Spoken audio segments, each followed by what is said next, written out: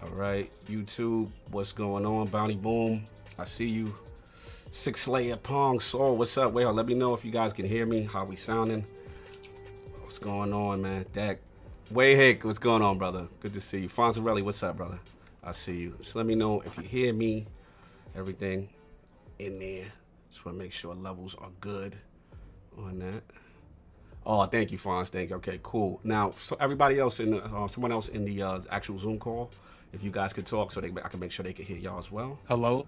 Morning. Hello. Hey. Testing. No doubt. Hello. That's Steph. Hello. All right, make sure y'all can hear the chat. Y'all chat. Let me know if y'all just heard them. Cole Eastwood, what's going on, brother? Good to see you, man. Good to see you, brother. All right, y'all can hear me, but just let me know that y'all can hear them, Fuzzy. I need one. His check mark. All right, can hear all, Pong, my good. I'm in. All right, thanks a lot, guys. So what I'll do, HTK, brother, thank you. It's good to see you. It's good to see you. Appreciate you. All right, so what we'll do, we'll mute again. Thank you, MJ the boss, I see you. And then in a few, we will start, and we'll get this thing going. Give me a few more minutes.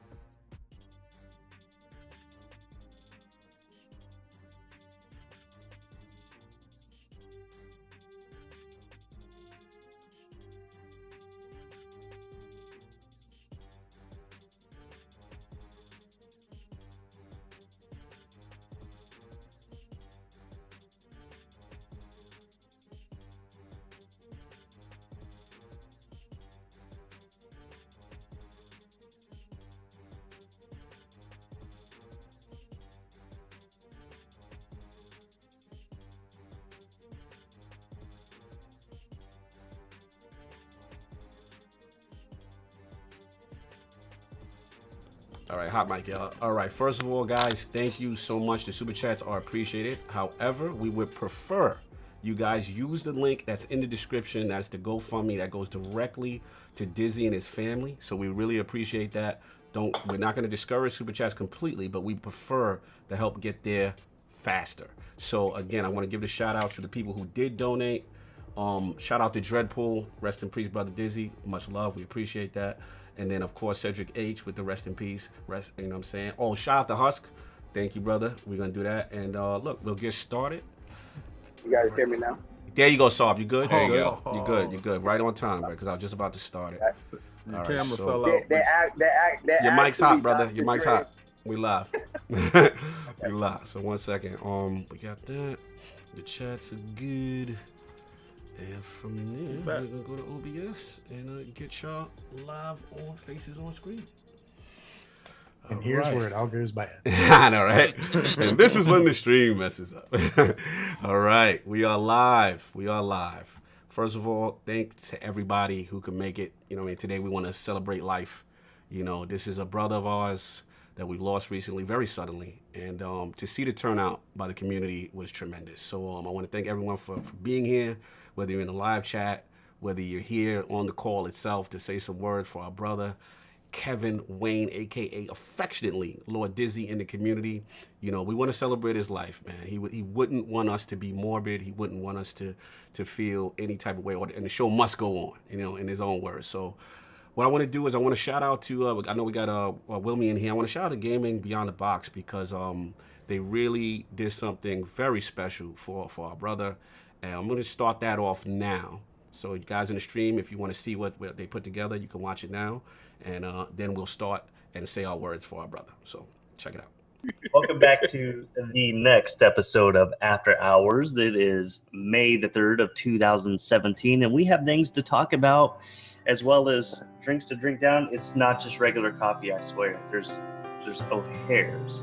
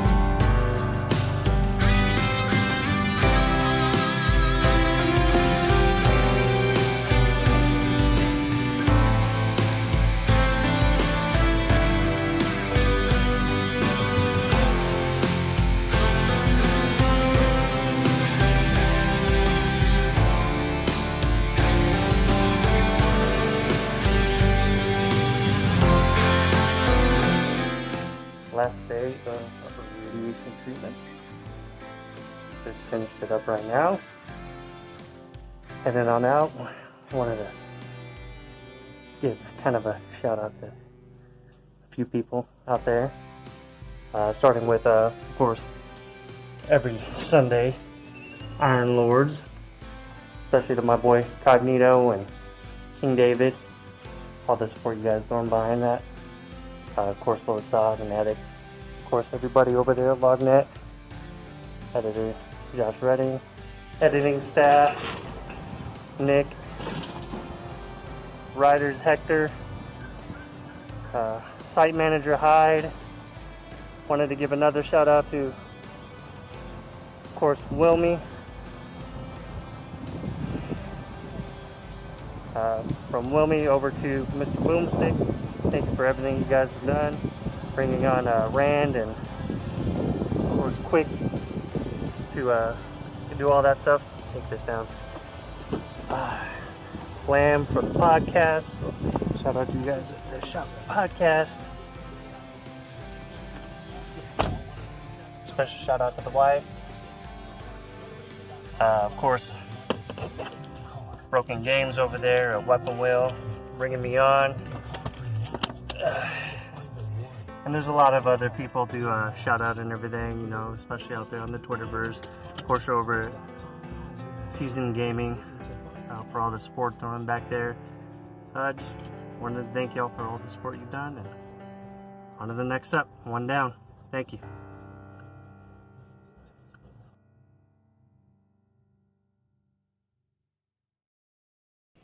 Salute. Beautifully done. Love you, Dizzy. Love you, Dizzy, man. That was special. Again, Husk, Wilmy, Game Behind the Box. Really thank you for that, because that one really hit hard for us. And I'll start off. You know, obviously, again, for people who just joined us live stream, I just want to reiterate, you know, all proceeds will be going to Lord Dizzy and his family, his beautiful wife, his beautiful child.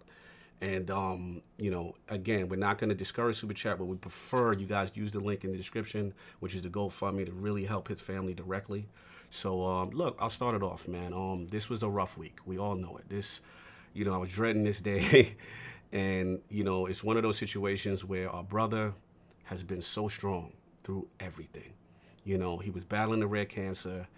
And, you know, I guess I'm part to blame because I'm so accustomed to his strength. I'm so accustomed to Dizzy always beating something or treatment or anything that he went through. He never put it on anyone else. He never made an excuse. He never, you know, he just never complained. He just put forward. He just had this great energy about him. So, you know, for me, you know, I think the origin started with Anchor, definitely Addict, and, you know, those Xbox Live chats and playing Destiny. Shout out to Frodo. I know he couldn't make it. But I just remember having a fun time, and he was just a real laid-back, chill cat, and just so fun. You know what I'm saying? And we just hit it off. We just hit it off immediately. You know, we started playing more games together, and as we went on, the thing that really he made me believe in what we were doing more so probably than anyone else, in the sense that, you know, when ILP started, he was a way bigger entity than I was. I mean, shout out to Playback Gaming if you guys are in here. You know, he definitely said, Cog, I believe in what you guys are doing so much that I would love to put your content on my site, you know, and we're like, this is like, you know, early Origin days, King, you know what I'm saying? Like, this is early, like, yeah. we're so, you know, just started, just to be honest. He's like, bro, you got something special. And it always resonated because he didn't have to do it. You know, he was selfless. That's one thing I'm gonna say is a theme throughout here. He was selfless. He definitely cared more about others than sometimes himself. And we just collaborated. Again, that evolved into lordsofgaming.net, you know, and again, this is a person who had his own established brand, his own established entity, and is willing to just be selfless and combine and form something. And I miss our talks, you know, collaboratively. You know, our brother, he has some great ideas. We would help each other. We had these, you know, for the writers that are here, you know, just an inside joke would be like, Diz was into fantasy football like I was. So you guys were our draft picks. So I was like, yo, you know what I'm saying? He's like, yo, I got Gondo. I was like, yo, son, I got Josh Reddick. You know what I'm saying? Like it was this game, and it's like, yo, my guy's better than your guy. Like it was just these internal fun things we would do. And man, like I just miss it. And then even the thing about Dizzy working with him every day and speaking to him every day was like, we would bump heads sometimes collaboratively. And I know a lot of people here have bumped heads with our brother, you know what I'm saying? But the thing about him that I respected is that even if you disagreed in the moment, he would take a step back, and sometimes I would take a step back, and we would see the other person's side. And there'd be times I'm like, you know what? He was right on that one. You know what I'm saying? And he was just so humble about it, saying he'd come back to me and say, Cog, you know, sometimes I respect what you're saying, or, you know what, maybe I had to look at this differently. And he always credited, you know, each other for keeping each other even keel. You know what I'm saying? So the other thing I remember, the sarcasm. My brother was a button pusher.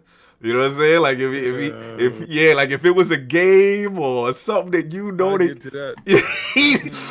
push that button. But it was never with malice. It was always fun. I don't know. You know what I'm saying? I feel like some of the jabs you took at me was malice. Man. Yeah, I mean, you sitting there blow baiting, but he was really okay. So me and Diz, didn't start off on the greatest of terms. Right. Like we did not start off because he was out here with this Destiny bashing, and I'm like, bruh, like quintessential Destiny bashing. Yeah, and he keeps putting up this art, and I'm like, your joint only do 5 frames per second, bro. I can't see it. I used to always be like, he'd be like, come play, because every time he would get me to play Ark, something drastic would ever happen every time. Like there would be some glitch, I fall through the water, an alligator eats me. I'm like, I'm not playing it no more. I ain't playing it. I told him, I said, I can't get jiggy with this. Right? I said, you got to stop. But he didn't, and he's so he kept all right. So when the Series X, and that's came out, he got the last laugh. That performance bump. Yeah. Because the joke we used to say was it ran like a slideshow. He told me, he said, I told you. it could be great. And then when they showed it part 2 and it had Vin Diesel, I was like, oh, they're gonna let this guy get crazy with this game. Yeah. But Phil brought out the checkbook for it too now. He's not playing. But it's okay, so he and I, so we started off that way, right? And then the website thing happened. And we're sitting there because we're going through this thing with another team, that we was with.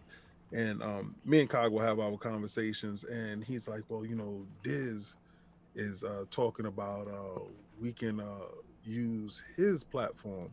I'm like, what do you mean use his platform? Why would he do that? And we got into the conference call, we got into the conversation, and remember, at the same time now, I'm like, this is the same dude that be talking bad about Destiny. We were very protective of that Destiny. So I'm like, I don't know about this dude, right? Yeah. So he's like, I really believe in everything, and I want you guys to succeed, and to just relinquish the title, and we came up with the different naming of it and the different rebranding of it, show the selflessness and a belief system that he had, and that belief system is going to be key into this one little story that I have for him. And a selflessness, you're going to hear that from everybody here. Facts. He gave of himself and asked for nothing. Gave of himself and asked for nothing. And for those people that give of themselves and ask for nothing shall receive everything. So when he did this, I understood the level of integrity and what type of person that I was dealing with at this moment. I knew exactly who he was at this moment, because for somebody to give you the keys to their house and say, just come on in. I believe in you guys. Just come on in. This is a home for you. And he did that and put the new name at the top. And that website, every time I go to that website, it blows me away. But I was doing a KOS, and I purposely had got this statue, and I didn't know that he was a fan of this particular character until after I did the KOS. And I did the KOS and was with God Doom on Throne from Zion Art, and I did it, and I love that character, and I was always fight with everybody like Thanos, but Doom is Marvel's real big bad. That's the one that's the child that the prodigal son that they wanted to be. He loved the evil dude. Oh my God. And when I told the story, he knew the story. So then after that, we start vibing and talking about it. And he was such a fan of Doom. And I'm like, man, I didn't think I could meet somebody that was a bigger fan of Doom than me. But I had something that he didn't know that I had. I had a legendary Marvel scale toy. And I had it upstairs, and I had that thing for probably like 15 years. 15 years. And I said, yo, Diz, send me your address. Right, so he sends me the address, and I send it to him. My God, the text, because I forgot I send it, right? So the text and the pictures, and he's going nuts. And I knew, because I just want friends and loved ones to have a piece of me, something to cherish, right? And I wanted him to have something of me, and I knew he was a fan of it, to cherish and to appreciate it, because it was sitting in my closet. I like Doom a lot, but he loved Doom, and that needed to be with him. And when he got it, I knew he appreciated it to a level that I could have never appreciated it to. Mm-hmm. And I was just so happy that the time that I had with him, he got a chance to see what he gave to me. Because when he said come into his home with open arms, he gave of himself, and I wanted to give of myself as well to him. So I'm happy that happened. And I do appreciate all the times that we do have in my phone. His name is saved under Dizzy the Man because he fought cancer differently. I'm not saying that he wasn't afraid, because if he was, he never showed it. He never showed it. I'm not saying that he didn't have doubts, because if he did, he never told it. He handled it like an Iron Lord. He handled all his problems without one complaint, without one whine or cry or moan, where other people would have broken down with how many times he had to go back and do this. But when we talking, he's optimistic. This is the one. This is gonna be it, and I'm with you. Or a joke with it too. 100%. So it hit me like a ton of bricks for that not even to be the thing that take my man out. You understand? That I know. It just really sucks that he battled so hard to get so far, but he lived every day. Can't take that away. And he was truly an inspiration to everyone that has met him or that knows him, indicative by everybody that's here. Absolutely. I want to get a couple of lords. I know some lords here are on time constraint, and I want to be respectful for that, because obviously we could bloviate all day. So I want to get, obviously, let's start with, I know Bill, I know your time's limited, Solve, your time's limited. We got a couple of lords here that and I believe obviously Reaper and stuff like that. So I want to get you guys in any order, just your thoughts about our brother as we celebrate him on this day. Anybody could start. Yeah, I'll go. I knew him in a different way than a lot of the people here. He was as someone who worked, first at Xbox, now at Oculus, and then worked in gaming. I get to meet a lot of people just by happenstance, right? I find him on Twitter, or I find him in these kinds of things. Originally, he was just at some level another face in the crowd, but to his credit, it's something about someone's character that when you meet lots and lots of people in a casual way, some of them rise up and some of them stand out as something more than that, right? And so the first thing I'd say that I appreciated the most about him was we would argue on Twitter, we would go back and forth on different things. It seems to be consistent. Just like That's going to be the consistent thing. Yeah, right. Dizzy was not afraid to fight. Oh yeah, he sure was. I mean, can you, Bill? I just hate to cut you. Which was it? Was it a Final Fantasy VI or a Mass Effect 1? Like, what was the contention? I mean, I think it was everything. It was talking about Destiny. It was talking about Mass Effect. Like, it didn't matter the topic. He had an opinion. Yep. And he was going to let you know what it was. Facts. And it was either with you or against you. He didn't care.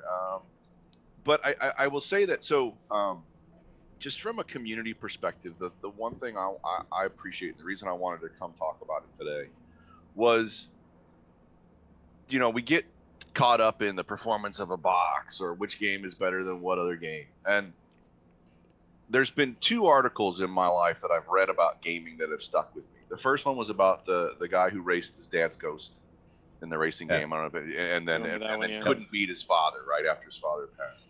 Good one. The second one was Kev's article about gaming with cancer. It came out, I think it was about a year ago now. And it was a simple article, right? It was just like, hey, this is what I'm dealing with. Some of you know, my family's dealing with something similar, and it happened right around the time that COVID started.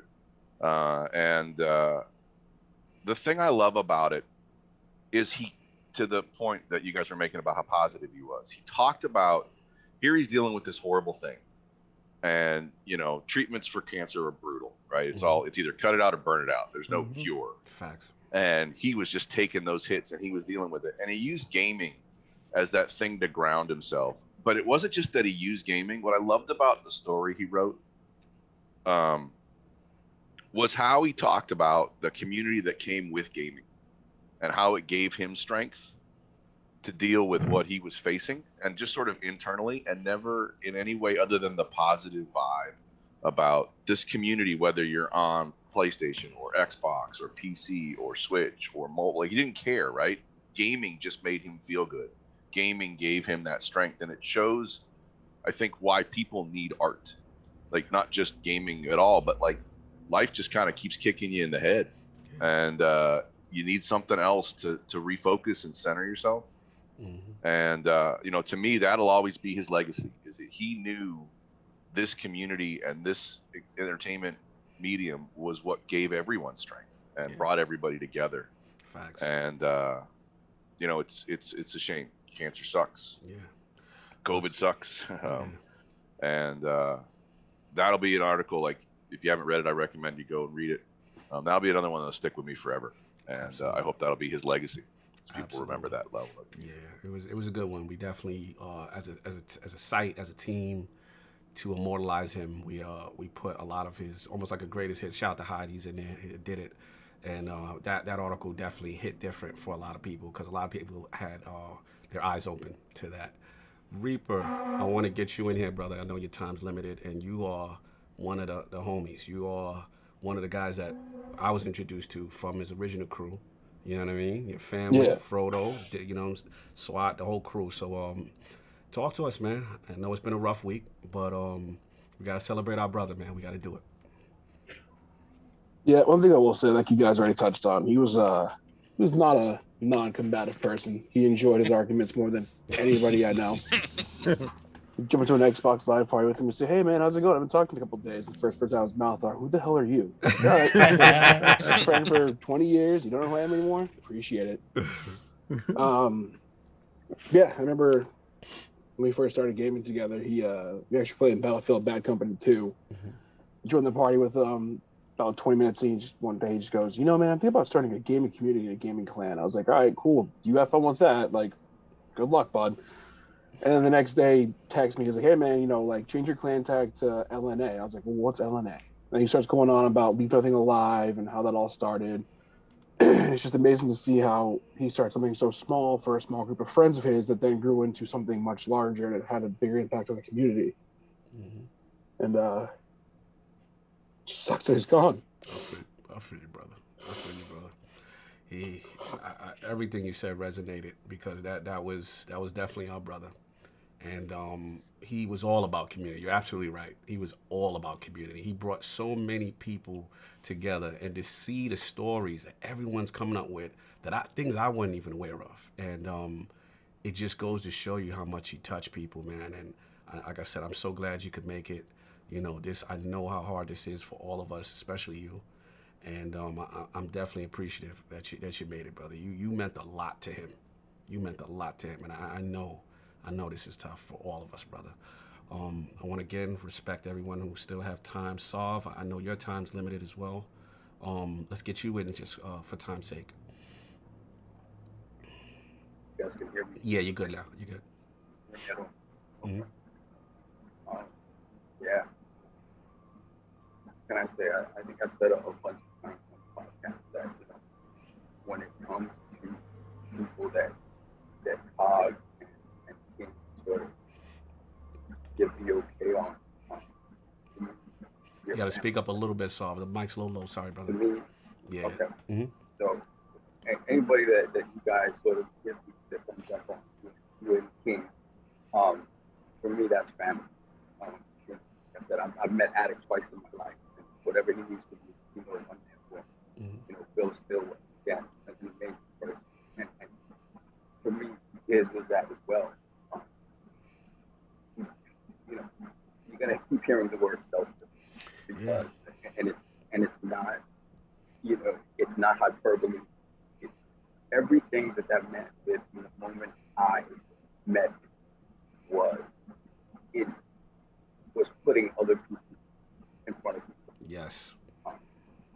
And in my specific interactions with him, when it came to what he did for the IronLordsPodcast, giving us a platform early on, and then even when, you know, we had another opportunity, and he said, "Go take that opportunity." Yes. Good point. And then, you know, with no ego whatsoever, he said, "Go do that." Yeah.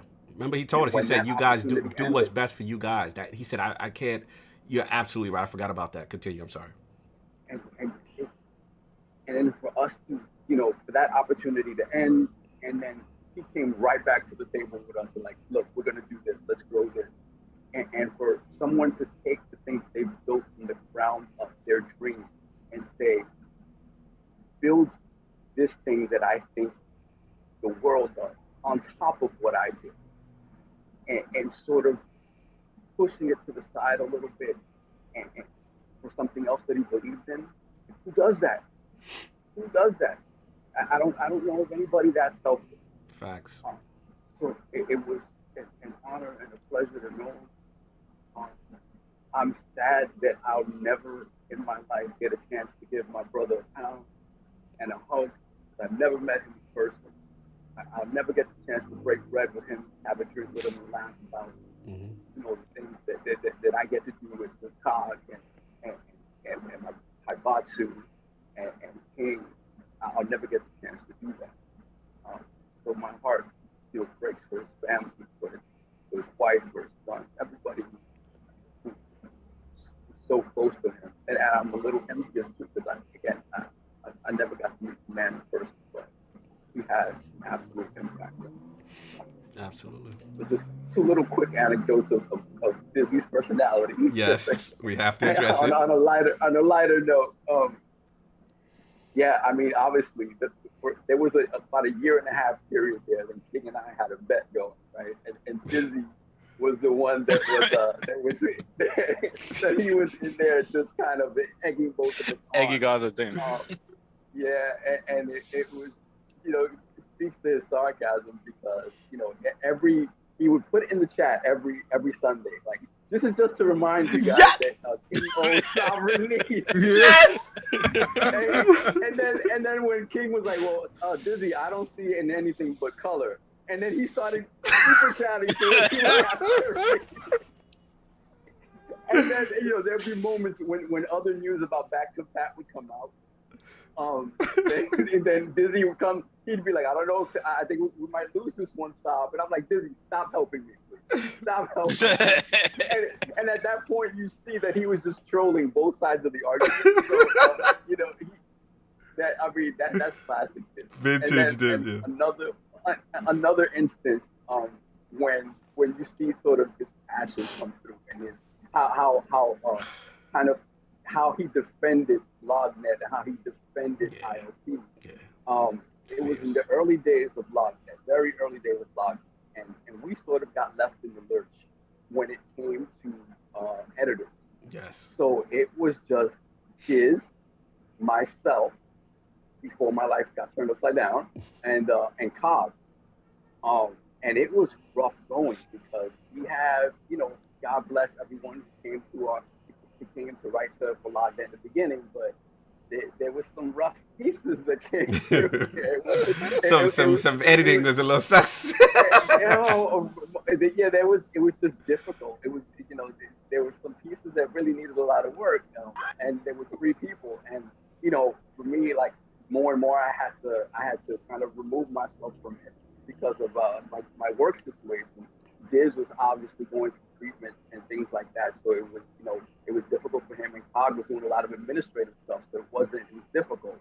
But we, you know, there was some light at the end of the tunnel. We started getting some good writers coming in. I remember specifically editing an article from a writer named Josh Reddick. Woo! And I remember it because I was like, wait a minute, I didn't have to do this much to it. You know, it was like a little, there was a, you know, I had to pull out the red pen a little bit, but not that much. I was pleasantly surprised. I was like, yes.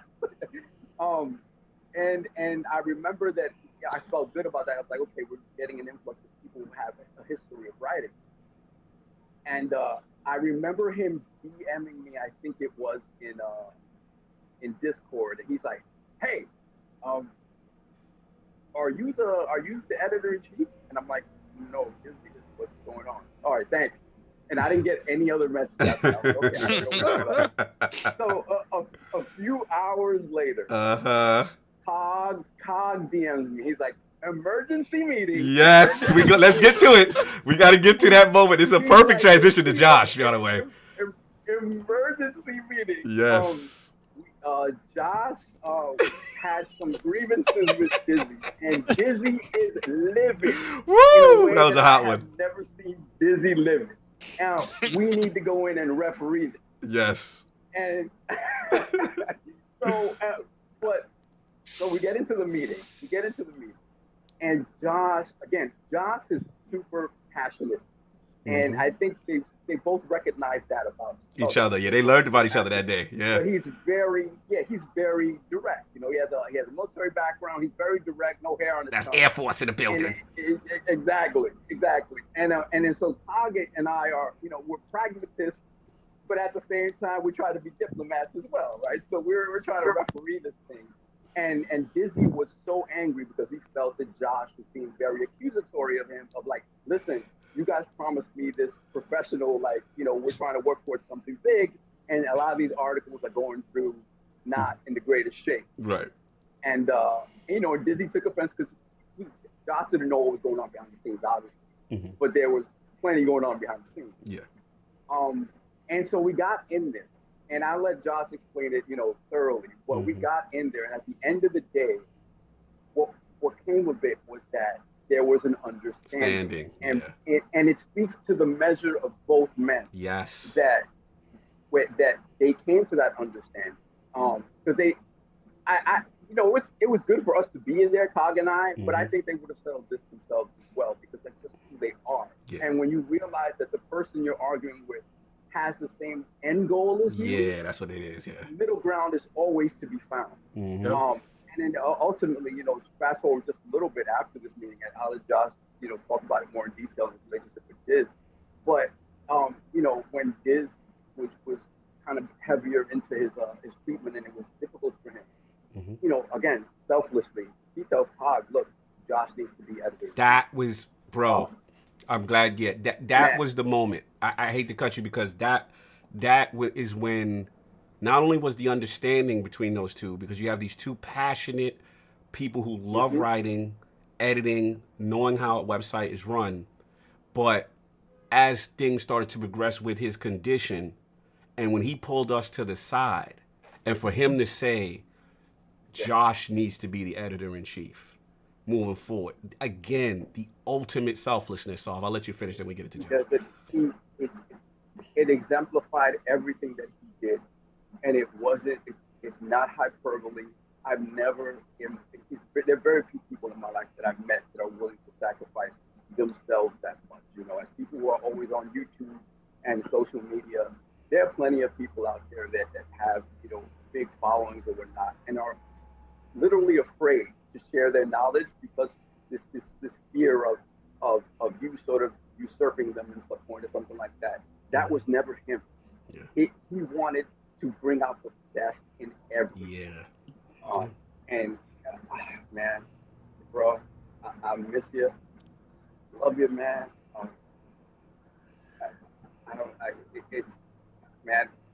What else can I say? I feel you, That's brother. COVID and that's cancer, man. I feel you, brother. Well said, Saul. Josh, I got to transition to you after that story. There's no way I can't. Yeah. So, Josh, you know, talk to us about your meeting with our brother, and just in general, your experiences. Yeah, Sub, I don't know what you thought of me then, because that was basically our first interaction. Was me coming like a bull in a china shop, being like, "This is not how it's run. How things should be run. Let me tell you how things should be run."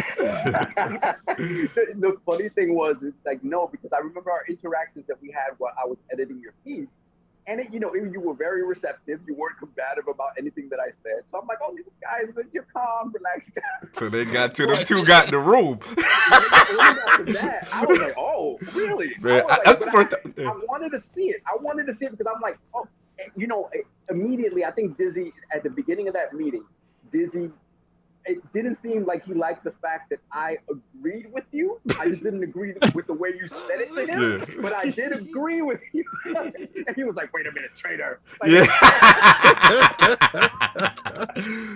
Perfect transition, man, Josh. That was one of my first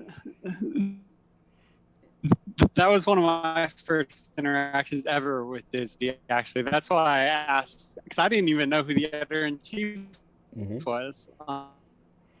Cog brought me in right a month old when Cog brought me in to write, and Cog and I, we 14 maybe 2015 at E3. Yeah, 2015, maybe 2016 E3. And we had just kind of randomly kept in touch over Twitter and over Facebook, but like I wouldn't say we were best friends or anything, but he knew that I was a writer, and so he reached out to me about writing game stuff, and I said, yeah, that sounds like fun. It sounds like a good outlet. It's I love video games. I've been playing since I was 4 years old, and but I've never written anything, for a website before, so I don't really know how this goes. And but Cog's like, yeah, we're putting together this thing. We want it to be, the next Kotaku, and and I said, hey, that sounds pretty cool. I want in on that. So. But yeah, I remember just pulling up some random sampling of articles after I'd written a few pieces and just being like, yo, this is not what I want my name attached to. We need a quality upgrade here. And I just came at Dizzy and I was just like, yo, I write really good. Like, I know I write well, and my level of writing is going to be the level of writing that's on this website because I'm here. And if I'm here, then everyone needs to come up to me. And our brother was like, who this dude think he is? He is like, but it really, realistically, I have to cut you, I'll give it right back to you. It was a philosophy difference because he did understand your point. I think where his side just came down to, which was like, look, we have to look at what we have here, right? Yep. And we got to build guys up. That's what it, but continue, I'm sorry. And even more than that was he believed in people's voices, and he believed in the voice of each writer really coming through in their pieces. And that was something that I didn't understand when I was writing, because I knew how to write very technically sound, how to build a narrative in a piece and write as a professional. And I don't think that I have a very strong voice, but I do have a very professional voice. And what Disney understood was that what the community loves about ILP and what the community loves about streamers and about writers in general is not that the pieces are professional. What they love about is that the pieces convey the hearts and minds of the writers and of the streamers and of the people. And he was really good at bringing that out of people and at encouraging people to be themselves and stay true to that. And that was something that I didn't understand, and he taught me that, and for that I'll always be grateful. And I feel like I came into Dizzy's story kind of at the final act, if you will, where, when I met him, it was, when he was just being diagnosed with cancer, and he had this long past with Playback and with the Iron Lords and all this stuff that I still don't know the complete story of everything that all of you have been through together. I just know when I get famous he was my boss. Fame gonna drop some balls for us in a minute. We'll get continue. I'm sorry. Yeah, he was my boss for a hot minute, and then he was still my boss, but I just didn't have to listen to him nearly as much once I took over as the IC.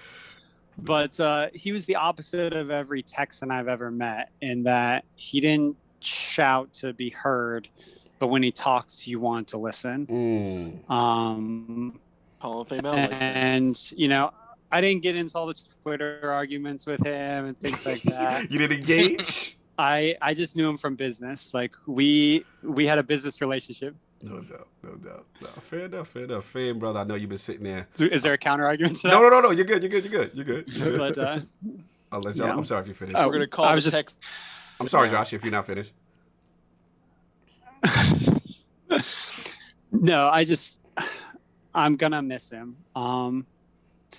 He had a vision for what he wanted Lognet to be, and I'm really glad that I was able to be a part of bringing it to life. We hit 500,000 views on the website earlier this year after just under 2 years of launch.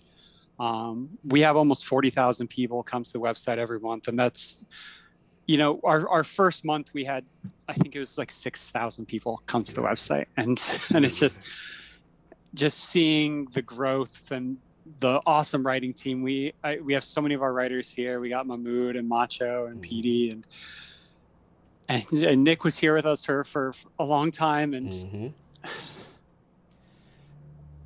I never met him, you know. I don't have years and years of history with him. I got 2, and it feels like it wasn't enough. And, you know, I sat and I wrote out a tribute to him the night that he passed. And I sat on it because I feel like it's not good enough. And if he would have edited it, he would have found things wrong with it.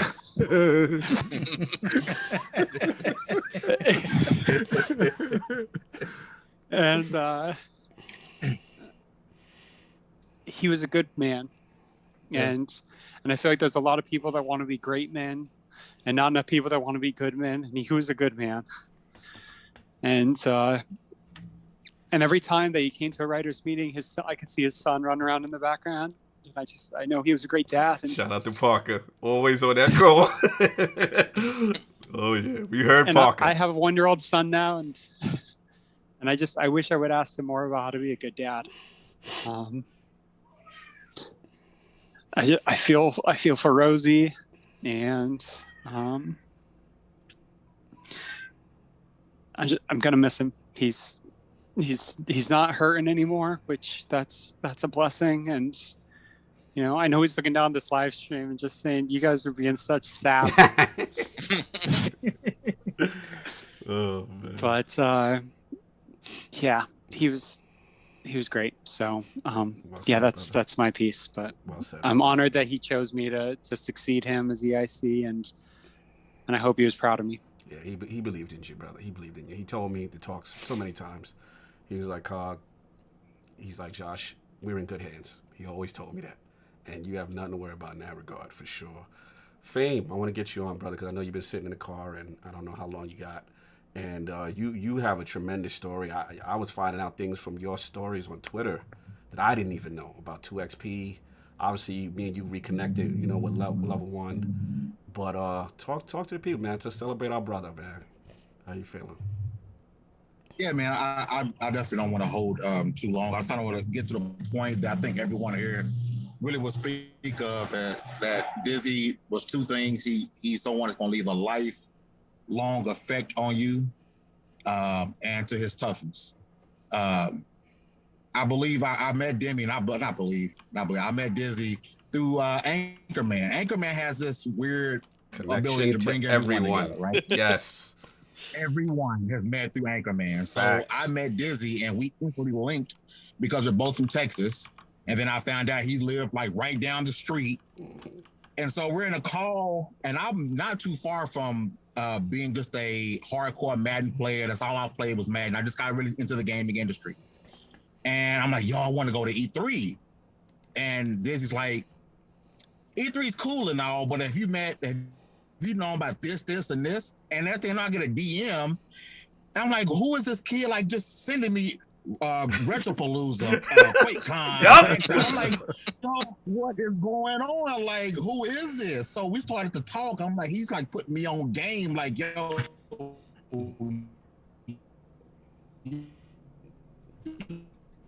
you're in a bad spot, Faye. Hopefully you get you back. Yeah, you're botting crazy. Botting a little bit. Oh man. You might try turning the camera off, Fame, and see if your audio comes through. Damn, it's cutting. He taught a good story too. I don't think he can hear us. Yeah, he probably can't hear us. Yeah, he probably can't hear us at all. I'll text him real quick. Yeah, just text him real quick, because he's about to get into a good one. I can tell. Yeah, just text him real quick. All right, let's see if he comes back. Yeah, hopefully he comes back. But Hank, I mean, if you want to transition, and you can if you want. I know you're talking to him. Can I say something real quick? Sure, Attic, of course. You know, first off, I want to, you know, we do this community. We definitely bicker at each other a lot, but this chat is just wow. Like, there's people. I'm so glad that people put this whole nonsense on Twitter aside, and everyone came together, because I don't think. Look how many people this man touched. Like, I'm just, I can't. I feel you, brother. I feel you. It's beautiful to My see. apologies. I don't know if It was you like guys can hear me. every time I opened Twitter, there were 200 more responses to Cog's post about it. It was so cool. Just you don't realize how big the community is, and how many people. Yeah. Oh, absolutely. Listen. We got some botting going on. And watch and engage until they all. It was. I was crying. No, I hear you, brother. I hear you. Anchorman, are you back? I see Fame. Oh, wait. Yeah. Fame looks like he's connecting. We'll give Fame a shot again to finish his story, because he definitely is about to go into it. He's connecting audio. We'll see if it can. All right, he's connected. Fame, you back? Fame, you back, brother? Yeah, can you guys hear me? Yes. Yeah, we can hear you now. Yeah, try camera off because you're remote. Maybe that might give it a shot. Yeah, I tried, and I apologize, man. I wish I could have been at home over my PC for this. So that's okay, bro. I'm hoping you guys can still hear me now. Yeah, you're good. You're good. Yeah, you cut out about talking about right after Retropalooza about him hitting up you over the DMs. But yeah, he hit my DMs, and he was just hitting me about Retropalooza and Boogie and QuakeCon and Back South. And at this point, I'm just trying to really learn and get my footing, because I have no idea what I'm really doing besides, following behind Anchorman and now Dizzy. Like I said, I'm gonna keep it short, but as we connect and as we talk about, our, love of football, and we both living in Texas and DFW area, I hit him up. I said, hey man, I'm really trying to, I want to start a podcast through XP. I was like, I need somebody, number one, as smart as you and knowledgeable as you, and the one that's gonna go to bat for me, with me, because at that point it was a debate show. Xbox versus PlayStation was the original terms of the 2 and X and a P. And he said, yeah, man, let's do it. So we got together, we got with Nick and Front Girl, and we started 2XP Podcast. And that's why I tell people, like, I would never, 2XP Podcast wouldn't be what it is today. It wouldn't even existed. As far as level 1 gaming wouldn't have existed without Dizzy going on the adventure with me. And he didn't really know me from a needle in a haystack, but he was just a good person that wanted to go, hey, I'm down to try something new. Let's do it. And we did some episodes. We was having a great time. And, we continue to talk, offline about life and about sports. And he'll continue to give me lessons on stuff. Even when, he left, he joined he started doing things with ILP. And, I started level 1. He was there every step of the way. Yeah. Like, I was like, hey, I don't know what I'm doing. Just like, give me 5 minutes and I got you. And he would sit there and just walk me through stuff. And I'm like, this man has a million other things going on in his life. He has a whole nother organization that he's helping running. Why the hell is he helping me? And it just goes to show that you didn't have to be nothing but a human being, and Dizzy was going to help you if you needed it. Absolutely, brother. And just to continue to speak on this toughness, we spoke a couple of days ago on the 22nd, and my battles and my time with COVID was well documented. And he messaged me and he was asking me questions about it. And just because, and I talked to Anchor about this, looking back on it now, was I just so just so used to him being so tough and just getting over stuff? I didn't really think that he was hurting as much as he was hurting, because he was asking me questions, and I'm on my end, I'm just casually answering his questions, like, yeah, A, B, C, D, F, G, not thinking that he was actually, fearful, because he wasn't showing it. It seemed like we were just having a normal conversation. And I just sit back and think, like, nah, what a he was made of stone. He was made of iron. Yes. Not no puns intended. Like, what a stone cold killer this man is, that he can go through all of this on top of beating cancer, and we can have this conversation and me not even knowing that he's going through stuff, because I missed the Twitter post stuff. So I wouldn't be like, and I'll continue to say it, I wouldn't be where I am without Dizzy. Hell of a guy. I feel for his wife. I feel for his son. If you got to know him, you're going to have an everlasting effect. Something about your life will be affected because of him. And it sucks, man. He's definitely gone too soon. I do think like everyone was saying, he'd be looking down. I'm like, y'all need to calm it the hell down. Like, calm down. But he was just an amazing person. I wouldn't be who I am today. I wouldn't know the things I know without Dizzy. And I miss him. I wish I could message him right now and he could help me get through some of my problems, because that's what he was to me. He was a confidant. He knew stuff. And he never had an issue helping me out, and that's just goes to show what a man he was. He was a man, and I much respect, to everyone who loved him as well, and I really hope the best for his wife and for his son, and for the Iron Lords family. I hope you guys continue to push and make them proud, and I'm gonna do what I can on my end, because a lot of us wouldn't be in the positions we are without Dizzy. The man left a mark, and that's something to be proud of. I really hope his son, when he goes up and see the mark he left on everyone's lives, just by being a stand-up man. He was a man. Yeah, brother. Well said. Well said. And again, I love the point you made about, him helping you, the selflessness with him helping you get your situation started. And again, just in the world we live in, especially competitively as content creators or whatever, these are things you don't see. Everyone is so, I'm holding on to their secrets and I'm not going to help this person because he has a rival website and this. But you said it perfectly, you know what I mean? Because that is such a rare trait. And I'm so glad you said that, brother, because again, it exemplifies our brother. I see a couple Incognito, can you hear me? Yeah, I can hear you now. There you go, Fonz. What's up, brother? Yeah, this is a rare sighting for me. I'm not usually on camera or anything. I appreciate you for being here. I literally recorded a closet, so that's why it looks like this. You're good. You got to do what you got to do. But I just wanted to say something because I'm on limited time too. Okay, I've been up all night. I've been at work all night, but I stayed up for this because I just wanted to pay my respects. Because I first met Diz back. It was a couple of years ago in the ILP chat actually, and people that know Diz knows he likes to mess around with you in the chat. Like he likes to get rises out of you, and that man. He got a couple of rises out of me when we were back and forth. I knew what he was doing. I saw what he was doing after a while, and I go, I know this guy's game. We had some, talk on games and stuff. Final Fantasy VI, Final Fantasy VII, that whole thing. That was a contentious one. Ace though.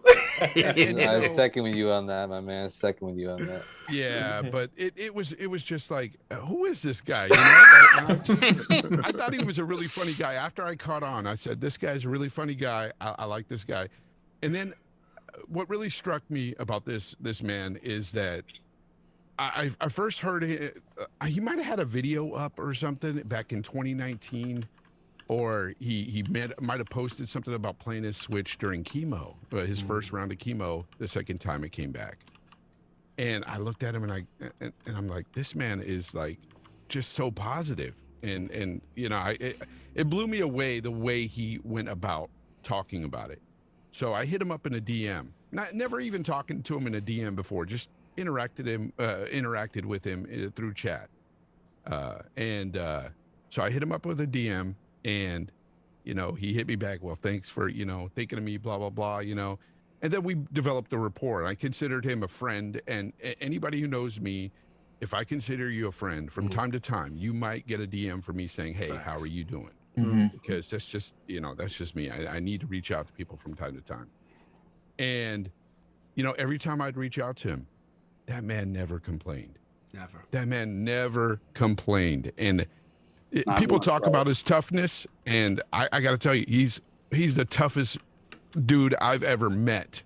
Okay, he might have been small in stature, but that man was tough. And all right. What's crazy, Fonz? Like sometimes I forget he has cancer. Yes. Like, most I just be definitely. sitting there like 6 months. I'll be talking to Cognito, and Cognito will be like, we'll be talking about LogNet stuff. He's like, I don't want to put too much on Dizzy because of his condition. I'm like, oh yeah, that's right, because he never brought it up ever. Never. And I'm the one who was like, how are you? And he's just like, I'm good, man. How are you? And it's crazy. Like when people talk about his toughness, that cannot be, It's not an exaggeration. And the guy never showed his, his hurt or anything. It was amazing to me. And, him being a father and all, that really hurts me. The fact that, he's got a child and, his wife and everything. But deepest condolences to to his family and to everybody who loved him and everything. He was a good man. Absolutely. Good man. Absolutely. Anyone on time constraint, I want to be respectful and get you prioritized. Gene, I see you raise your hand. So, to me, Dizzy will always be the guy that that beat cancer. If you looked at the photo he posted, getting married at the town hall, how he looked then to the last photo he posted about 2 weeks before he passed away, it's night and day. To me, Dizzy, he always will be the guy that beat cancer to me. After 30 successful treatments of radiation. I've had some amazing opportunities here working with the guys. I'm so happy to work with the guys, and COVID is it made me at least feel a little scattered. We work really closely at the conventions, and I'm going to miss that a lot. And I think that this is going to be a great opportunity to put us all in check and make sure we stay closer together, even if it's another year or 2 years before we're at a convention. Said that. Yep. I hope that this is something that happens that puts us in check to remind us, hey, let's stay connected through all of this. Absolutely. And I never disagreed with Dizzy on anything. We never fought. Really? But I would chime in on something on Twitter, and I would get off and come back, whether it was Bill or Cog or whatever. That's why he liked you so much. That's why I liked you. I come back and there's 60 notifications. Hold on a second. Josh, who approved Gene as a writer? Who is the one that signed it? I don't remember. I'm gonna say Gene applied, but I can't remember. Probably Dizzy was the one that pushed that through. He was probably like, he agrees on everything I say. Yep, he said, we got to get this guy. I need another ally. Mass Effect, Final Fantasy. I said I liked him, and Diz said, you definitely like him. And that was the end. No doubt, Gene. I'm sorry if he wasn't finished, brother. I'm sorry. No, that's a little anecdote. Something crazy happened last night involving Dizzy. We are all on kind of separate sides of the world, it feels like, in our personal lives, and I shared the GoFundMe for Dizzy, and I live in Connecticut. My best friends live in Connecticut. My friends and family, we all live in Connecticut. We've never left.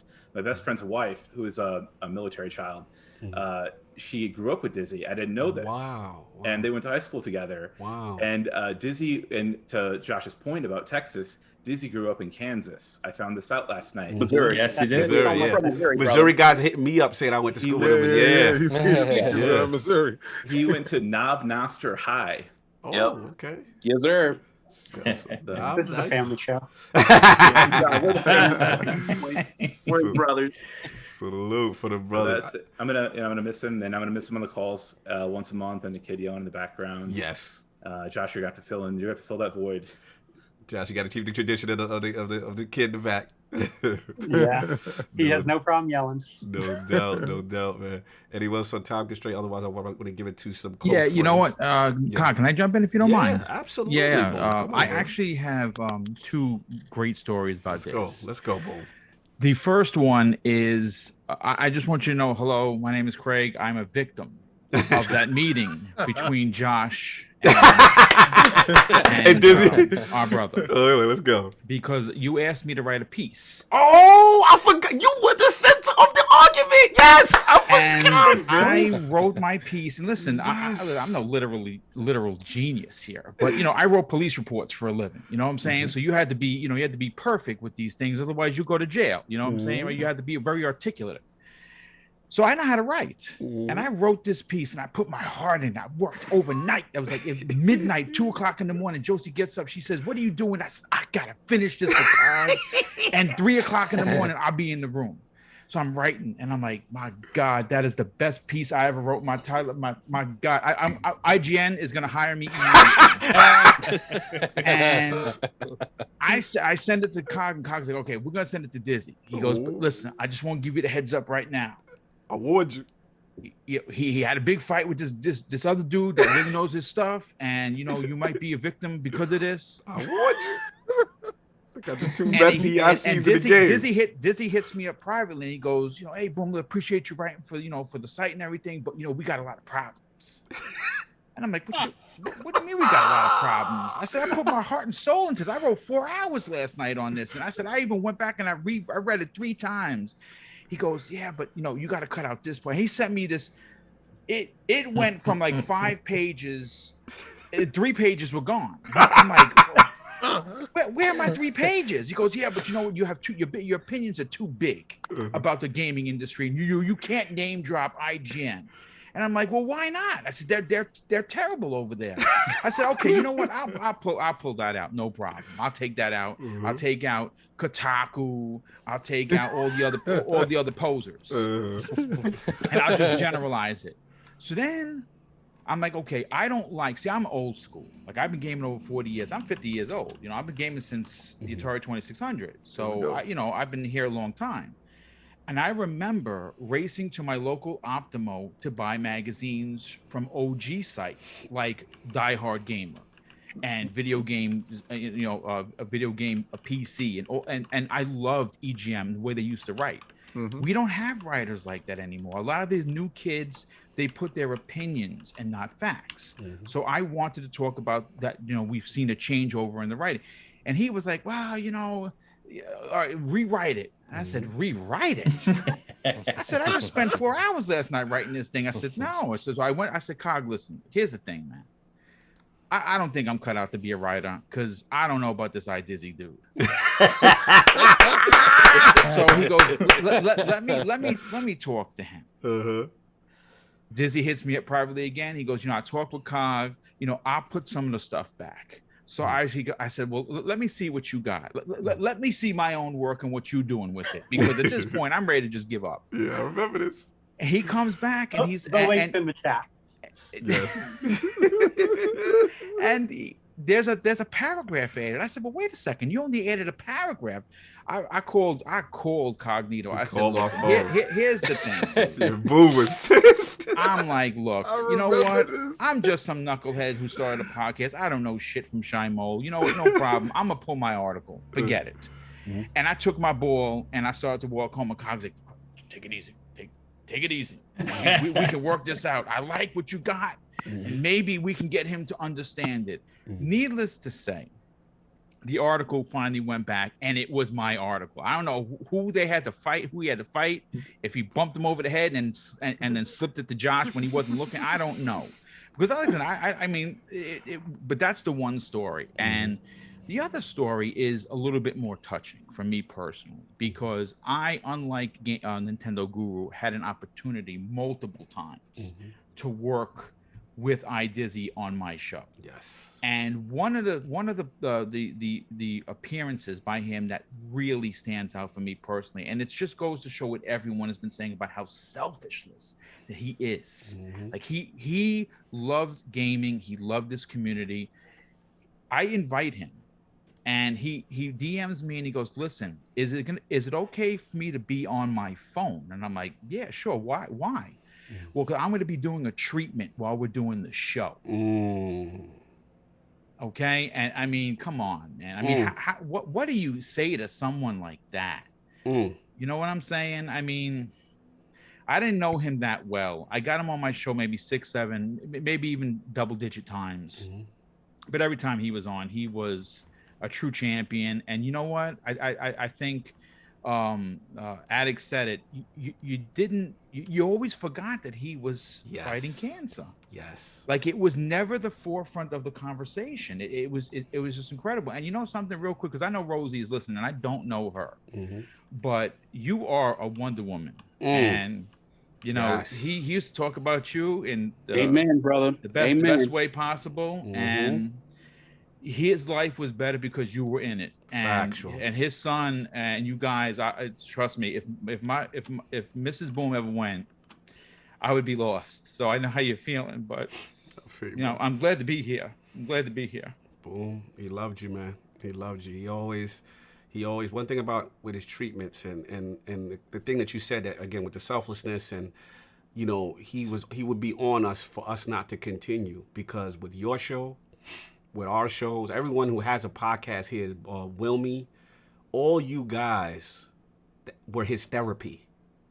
He would be in that chat You know what I mean? Whether it's riling somebody up or having. He tried with me. He just could never get it. He tried. He would go at me in the chat, and he actually DM me one day. He's like, "Boom, I can never get you," and I'm like, well, "Because I'm easy as pie, brother. I don't fight with nobody." But yeah, man, and I'm glad you said that about him because that meant a lot, brother. I want to get Undead. I know his time is limited. I know he's got the kids, so I want to get it Undead. We had a good working relationship with you, and definitely had some great times. So talk about our brother, man. What was your experiences, bro? See, it makes me smile a little bit to hear everyone say that, you know, they bumped heads with Diz. You thought you was going to be the uncomfortable one in this? No. I knew I wasn't going to be the uncomfortable one. The best part about me and Diz's relationship is we built a relationship over the past year and a half.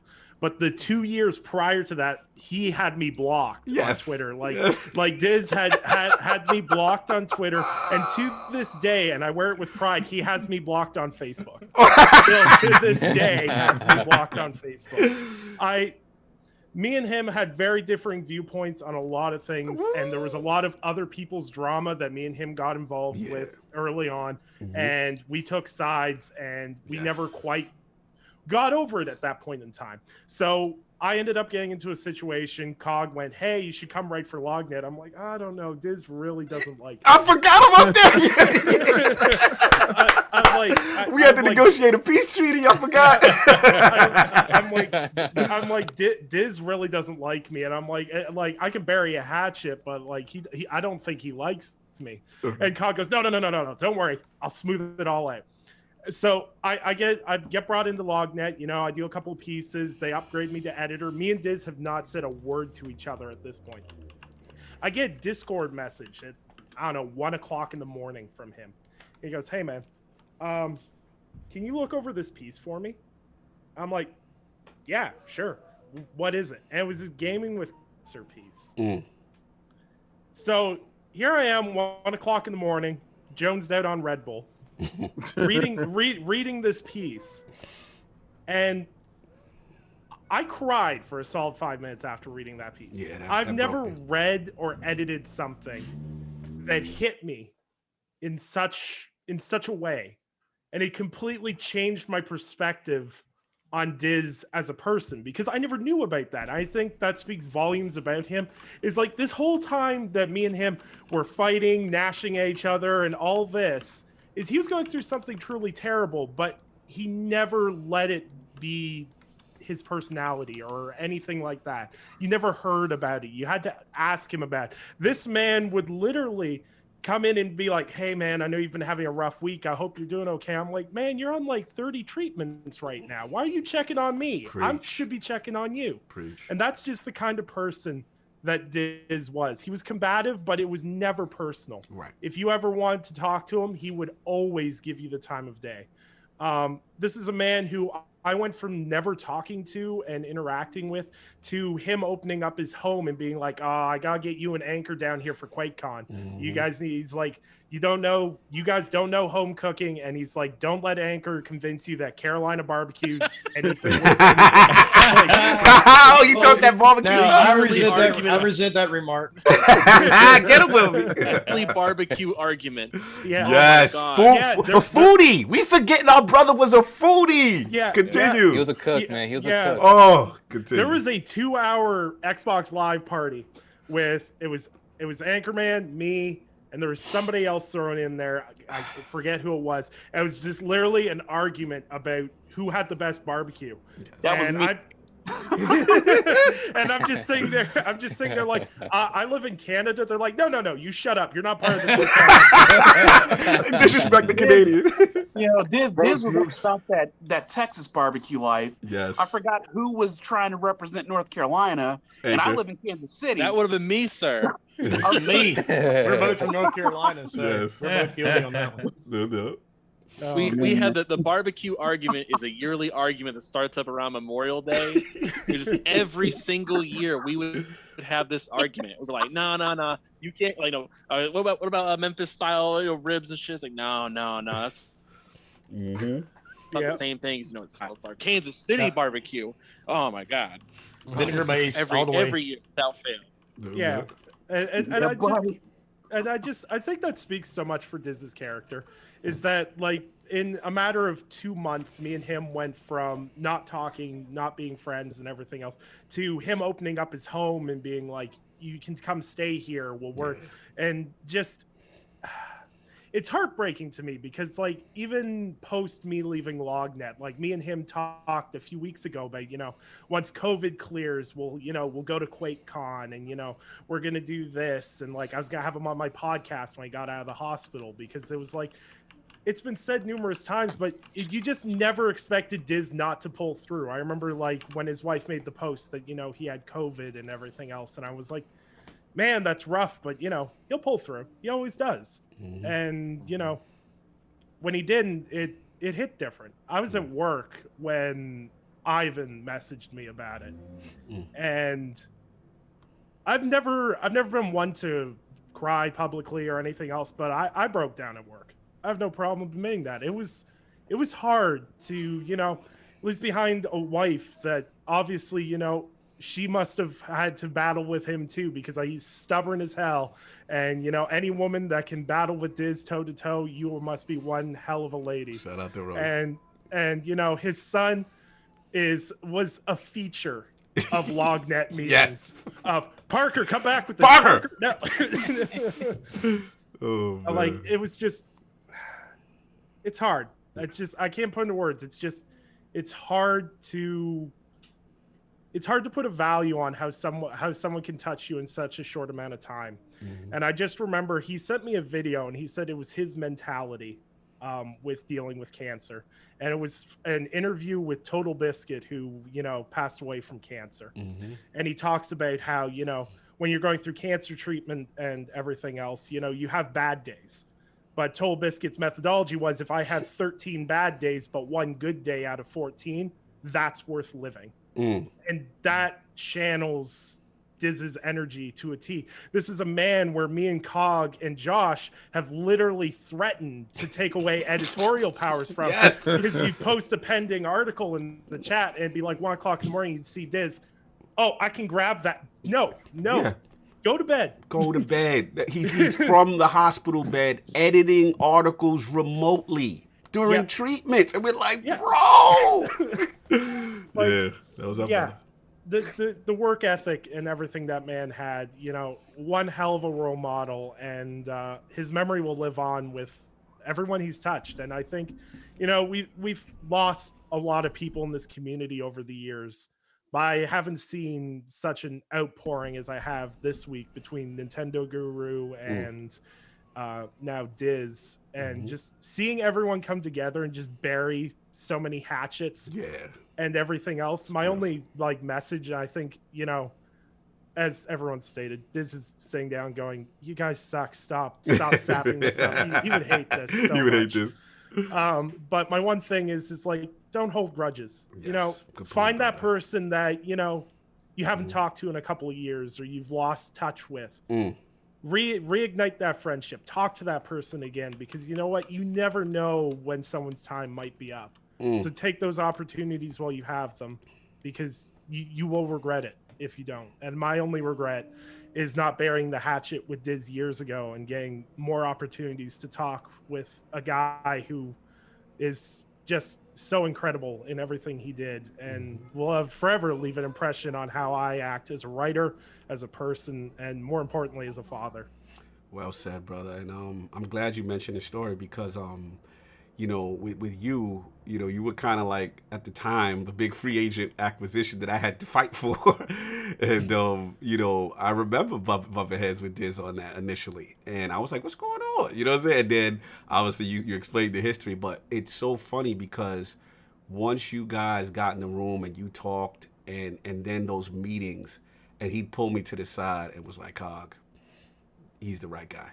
You know, he's the right guy. And during your tenure with us, he really appreciated, he saw the beauty of your writing and what you can do and the potential. And then when you moved on, he obviously told me, he's like, brother, he's like, we're so proud that we are creating something that is a jump off point for a career possibly. And that's something that he always told me, that he was again so selfless, because most people are not going to help someone leave their organization to become something great somewhere else. Some people will keep that selfishly.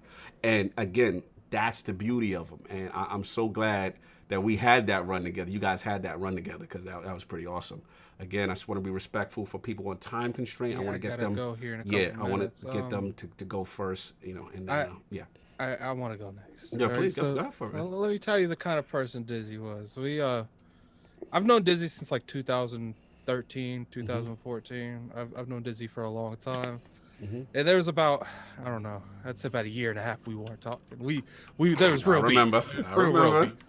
And I remember we started talking because of a Destiny raid again. And it's just like, it was never brought up ever again. It was not ever thrown back up in each other's face. Like, that was the kind of dude he was. He's like, look, once we move past something, we move past it. And, I remember it was in November. And I joined a party with him and John. And he was like, why don't you come play Ark? And I'm like, the annual Ark. And for some reason, like something in me was like, just download Ark and play with him. And I'm really happy that I got to do that. And we played that for like, I would say 6-7 hours. And I hated it. but I remember I was sitting. You did your prison time like I did my prison time when I lost a bet to him. Yes, sir. I was sitting there, and I remember hating every second of that. Because the only reason I played it is because on the Series X, it's not a PowerPoint show anymore. Yes. Yep, it's nice now. Yeah, I remember when I heard him pass, I was in shock. Like I didn't even get on Twitter the rest of the day because I just get emotional. I was like, I got to stay off all forms of social media, and I just sat there. I was like, I am so thankful that I got on and I played that Ark with him for that 6-7 hours because. Him and John, they were on the Ark binges, the Conan binges. I didn't get to play much games with him, like ever. Like survival MMO. But it's just like I remember making fun of him because this damn thing was 110 gigs. And I was like, you know how much of my hard space this is taking, Dizzy. It is just like I was so happy because I did that. Because it's just like at least I got to spend a little bit more time with him than I normally do. And, I talked to him on the 18th and I asked him how he was doing. He's just like, I'm just tired and I'm short of breath. And, I told him, I said, bud, just get some rest, man. That's the last thing I said to Dizzy. And, I sent him a message on the 22nd, but he was already, in the ICU by then, and it's just like I'm so glad I got that Ark with him. Yeah, appreciate it, brother. I mean, again, the stories are consistent, and I remember y'all war for a minute. Y'all had a little war for a bit, and it's like I said, it was never brought up ever again. And yep, the thing about to see you guys come together because again. I was introduced to Dizzy. It was a while. I was introduced to Dizzy through you. You were part of the people who introduced me to him. You know what I mean? Those Xbox Live party chats and stuff. So again, it was great to see that. And like I said, he was something, man. He was something. He was selfless. I'm glad you brought up Ark. I'm glad you brought up him always promoting it. That was his game, and he gonna ride for it. And survival MMO was his thing. You know what I mean? And shout out to the clan too. Remember Chief Tommy, Big Bad John. All the Ark guys, anybody who in here who played Ark with him, we're going to talk about that server also, and keeping that alive and whatever you guys want to do because that was his heart, and I remember when Ark 2 was announced and I would affectionately tease him, but I was surprised and it was good to see something the he Hellblade loved. Arguments. The Ninja Theory versus Obsidian. We could go on. Like he was the guy that you'd have these fun debates with, man. So every time something funny in the community happened, he'd send me a screenshot on Twitter. Yeah, he's a trickster, man. You love it, man. Salute. And it's just like one of the biggest things that Dizzy contributed to ILP was how our chat is because me and Dizzy used to go back to back over how our chat should be ran. Facts. Because I felt like it should be a little bit more free from, and he was like, none of the F stuff, none of it. No like, negativity. Like, I want it all gone. And then after a while, I'm like, fine, Dizzy, you win. Yeah. It's just like and that is one of the reasons that our chat feels so comfortable, because we have zero tolerance for foolishness. So no, salute. You're absolutely right. Great moderator. He was a mainstay in that chat every Sunday. You already knew what it was. Anybody who is on time constraint, I want to prioritize you guys.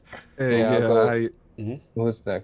I gotta go, but you guys have a good day. Thanks, Ed. Man. Appreciate you, brother. Slow, I heard you, and then after that, I think Mancho, I think I heard you too. So let's get you guys in. Slow. Yeah, I got work stuff that's starting to pop up, so That's I cool. wanted to No just speak real quick before I head out.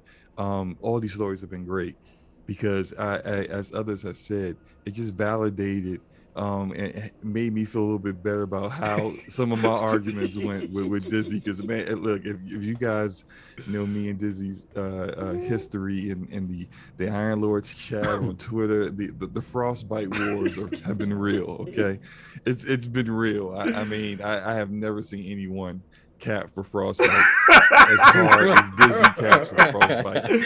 EA doesn't cap for frostbite as hard as he does. I'm telling you, they should have hired him. They should have hired him because he would have promoted that thing. It still wouldn't have worked any better, but he would have promoted it so well. I mean, like it started with. Now I think this probably was like I interacted with him frequently, but not to this degree. We were in the Iron Lords. I think it was right around the time Jason Schreier came out with the report on on BioWare. Yeah, what happened? Yeah, and I'm in the chat just speaking the truth, the truth, right? And I'm just like, man, the issue is frostbite. Clearly they are being forced to use this engine, and then out of nowhere, Dizzy comes in. And he's just like, no, Slow-Mo, you're wrong. What's up with Dice? Dice doesn't have these problems. What happened with Dragon Age Inquisition? And I'm just like, I wasn't thinking about it like that. No, wait, I'm not going to get back down. So it just kept going and going, and so it's just been this thing between us where I knew. Well, and Forte can attest to it. He can even tell when I'm about to do it. And we'll be on Brap or whether we'll be on our show DPS, and I'll just be like, yeah, man, you just like I would just throw a shot at frostbite, and I'm telling you, it's like the bat signal would go up, and Dizzy would come in the chat, and he'd be ready to go. It was hilarious. I love that about him so much. That he was so much like me, where when you are dug in on a position and you just don't give, and it was that argumentative side of him that I also have, and I just enjoyed it so much, arguing about that, arguing about Ark. I mean, like him telling me that I think we had a joke on Twitter once, and I think someone else has said you should let your kids play Ark, and I think I said something like, well, I don't want to kill their enthusiasm for gaming, and then literally Dizzy came in like the cape comes on you. That cape came on so fast. I'm just like, I'm gonna miss that. I'm gonna miss. As early as the 18th of February. The news came out about I think it was the Netflix Marvel shows potentially going to Disney Plus. That's it. Oh, they should replace Kristen Ritter as Jessica Jones, and he just pops in. You have the worst taste in the world. I'm gonna miss it so much, and it's not just the sniping back and forth. Cog, you probably remember my Grounded live stream, right? Oh yeah. So I lose a bet to Forte. So Forte's here. Forte, I'm like, Forte, I need you to make more videos. And he's just like, man, I'm busy. I'm like, man, whatever. Look, and they've been trying to get me to play Grounded for the longest time. I said, I will play Grounded. I would do a video. I said, I would do a video on Grounded. If you do 7 videos in a week, and it nearly killed him. And that part I do enjoy, because Forte was definitely tweaking by the end of the week for doing all that content, right? But he got it done, and I said, all right, I'm gonna do a live stream of it. This live stream, oh my god! I mean, I'm glad it was good entertainment for everyone else. For me, it was just getting punked by ants and grasshoppers all over the place. But the great thing about Dizzy was in the chat giving me pointers. Because he's into that survival. Yeah, you're right. So, that's his thing. And so, like, as everyone else was like, man, Slow-Mo, that ant done killed you about 7 times already. Dizzy's like, hey, you should probably build this or build that, and over here in this area, there's some stuff, some resources you can use. I'm like, oh, I didn't expect that from Dizzy. I was expecting you suck at this game, right? Which is clearly what was going on. But I mean, just an awesome guy. Yeah. We had him on DPS when we did the live stream of the Video Game Awards and a little mini show on the afterwards. And I mean, seamless, as if he was just a part of the panel with me and Forte. I know sometimes me and Forte get into it and it's like no one else is in the room. We just arguing one another. But Dizzy was just like, oh no, throwing little points in here or there. It was great. And I'm gonna miss seeing him just always being around, always bringing good insight, always keeping me grounded when I get a little crazy. That's yeah, I haven't in my time in this community, it's been about 3 years. I haven't been close to too many people. I try to keep the circle small, and I didn't know Diz personally as well as everyone else did, but he grew into someone that I could consider a friend.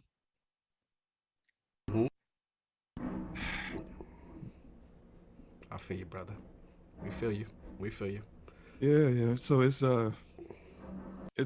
I remember sending him a message last Saturday, and as you guys said, like, he never talked about the cancer, never complained. And when I realized he was sick again and I saw the messages, I was like, oh, you know what? I haven't heard from him in a minute. Let me send him a message and say, you know what? I'm thinking about you. I know you're gonna pull through, man. Yeah, brother. We all. But I will say this: he kicked cancer's ass. Yep. Factual. It wasn't cancer that got him. It wasn't cancer. He handled that. Yep. Nah, well said, brother. I say my same experience too. Sending those words back and forth to him, during the final couple of weeks, and just being happy to get any interaction with him. But again, never a complaint.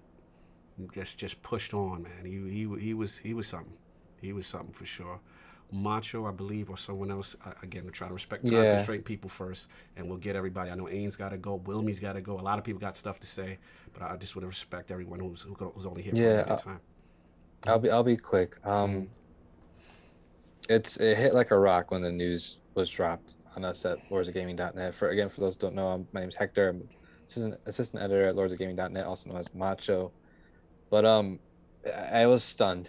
You never realize what days you're going to be your last or your close one's last. And if there's anything I learned from all of this, is just from Dizzy. Most of all, I learned a lot about myself being with lordsofgaming.net, but the things I learned from Dizzy was just always be yourself. Never be afraid to be who you are, because you're gonna regret it if you don't. And Dizzy was always who he was. There's no backing down from him, whether he's being argumentative with them or he's just joking around. But the dude had a sense of humor like no other. He was just so funny, and I loved sending his tweets over to my fiance about his Animal Crossing stuff, how he had like a serial killer capybara villager and everything. It was the funniest thing in the world, and we connected over that and just our love for gaming in general. And again, his message that he just always spread was to reach out to people and give people voices, and he did that for us at lordsofgaming.net, and I couldn't be any more appreciative of that. His kindness goes so far, and the one lesson I'll carry with me for life, and I'll always try to remember, always have the strength to carry with me, is to always be kind to one another, because you never know what's going on in the other person's personal life. And it's hard to say that he's gone, but we'll always remember him. It's tough, but I think we're all gonna just go through it together and always remember him in the best of ways. And especially in this live stream here where everybody's here and kind of gathered, it's a great thing. And just to see everybody so happy with their memories and so fun, and it's amazing. So I just have to say thank you to Diz for everything that you've done, everything you will continue to do beyond your life. And yeah, I mean, we'll carry this legacy for you, LordsOfGaming.net, man. No, we keeping that up, baby. That ain't stopping. You already know. Yeah, so thank you guys, and it's great to be a part of this, and much love to you guys. Much appreciated, Hector. He had love for you, King. I know you said you got to get ready to go, right? I'm getting ready to leave. I just want to say to each and every last person that took time out in their day to watch the live stream, to listen to the live stream, to donate to through Super Chat, or to even donate through the GoFundMe. Even if you can't, just being here, saying a prayer, just wishing his family well, his son, his wife, his family that remains, and everybody here who is affected by this wonderful, selfless individual that I will call friend till the end. I just want to say thank you to each and every last person who's here. Thank you for your time, your effort, and your energy. Your energy is definitely needed, and it's a positive thing. I lost one of my most staunchest defenders on Twitter. Oh, he rode for you. He rode for you, brother. If a dude came out of pocket and I wasn't online, I just found my Twitter blown up because Dizzy done set fire to him. Dizzy was a rider. What? King? He was. Yes. Oh, I would have to calm him down. Like, don't be encouraging, King. And I'm like, I love him. I love him. I told Kaga, I love him. Because I really don't got to do too much work because Dizzy out here. So, but this is all games here and love, and I do just appreciate everything. I swear, you know, I'm not a guy to cry unless I'm watching a documentary on dogs. But this dude had me messed up for a couple of days. So you haven't seen me active on Twitter because I just don't want to have nothing to do with negativity. I just really can't. And I just want to stay in a positive state because this man exudes positivity at everything. So just God bless, guys. And I'll see you guys on Sunday. You have a wonderful rest of your day, and I'm just gonna reflect on some stuff. Peace, King. We love you, brother. You already know he loved you, and it was great, man. It was a tremendous run. I want to give it to anyone else who want to go either or they have time constraint. You guys are open to talk. Hey, could you guys hear me? I can hear you. I can hear you. All right. Yes. I got a few minutes. I want to chat real quick. Sure, first of all, I just want to say something. This is amazing. You know, I've been watching this while I'm working, seeing everybody come in to the live stream, whether it's the live chat or here in the Zoom meeting. I think just speaks volumes to the impact that this gentleman had in the gaming community. His legacy is going to live through all of us here in the community. I have no doubt about it. You know, I was thinking about, and I heard a lot of people talk about how selfless he was, which is, in my experience at least, and I hate to say this, not one that I've come across a lot, right? Where, you know, I think Nick was talking, and Nick talked about his opportunity and kind of Dizzy's response to that, how he's happy for him, and what you guys were talking about earlier, how you guys kind of went, did your thing, and he was like, hey, do what you guys need to do. That level of selflessness, you don't find that these days. A couple things stand out about, at least to me, about him. And, you know, I wasn't as close to him as you guys were, but, you know, had some interaction with him on, you know, with Slow-Mo described earlier with the frostbite stuff. And he would literally like Slow-Mo's not lying. Like we wouldn't even know he was in like watching Brap. And all of a sudden you see iDizzy like out of nowhere. That cape come on. Somebody threw the frostbite bat signal up. Yeah. He's in there. Be sitting there. I be literally watch your mouth, Slow-Mo. I mean, immediately. Or he jumped in someone's podcast to say, I'm here to make sure Brap and Slow-Mo and Forte ain't going to do such and such slander. Yes. Or Cognito's not going to do this. He would jump in a podcast to where you are if that subject was going to come up. Yes. To combat his point. Continue, Brap. He was waiting. I would literally be sitting there waiting, like I'd be listening to them talking. I'm like, man, Dizzy gonna show up in a second, y'all. Yeah, no, he would. I mean, he was lit, and he was there the whole time. The whole time he was there.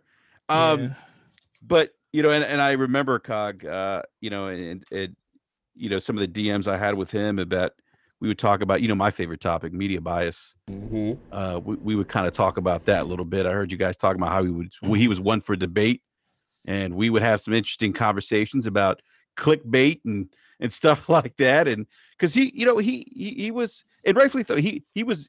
I thought he was really, his critique of the gaming media was spot on sometimes. With some of the clickbait stuff, kind of that they need to do better. And I certainly appreciate that perspective. But I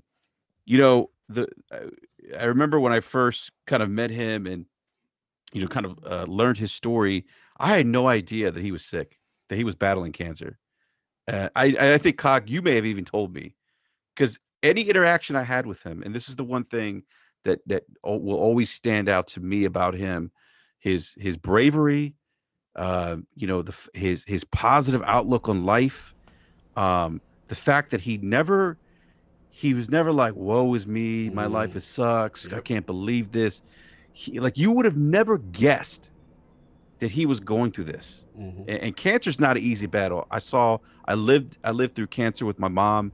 She had breast cancer. I saw her go through that, and I know what that battle's like. It is hard, and he battled it, and he was always positive. And if it was me, like, real talk, I probably would have been like, oh man, I don't know if I would have been able to be as positive as he was. And I never knew that he was battling this, again, I think, until you told me, Cog. And I think he had a level of resilience and positivity that I don't think I've ever seen anyone have. Anyone, and I have some, outside than maybe my mom, just seeing her go through, cancer. But the guy was so strong, so selfless, and he touched so many people.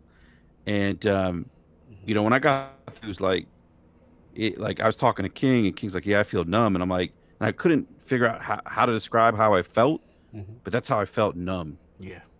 And again, and this is coming from somebody who, I didn't have the relationships that you had with him, the Iron Lords had with him, and everyone else in this community. But that's just the amount of impact that he had on even someone like me. To have that kind of impact, and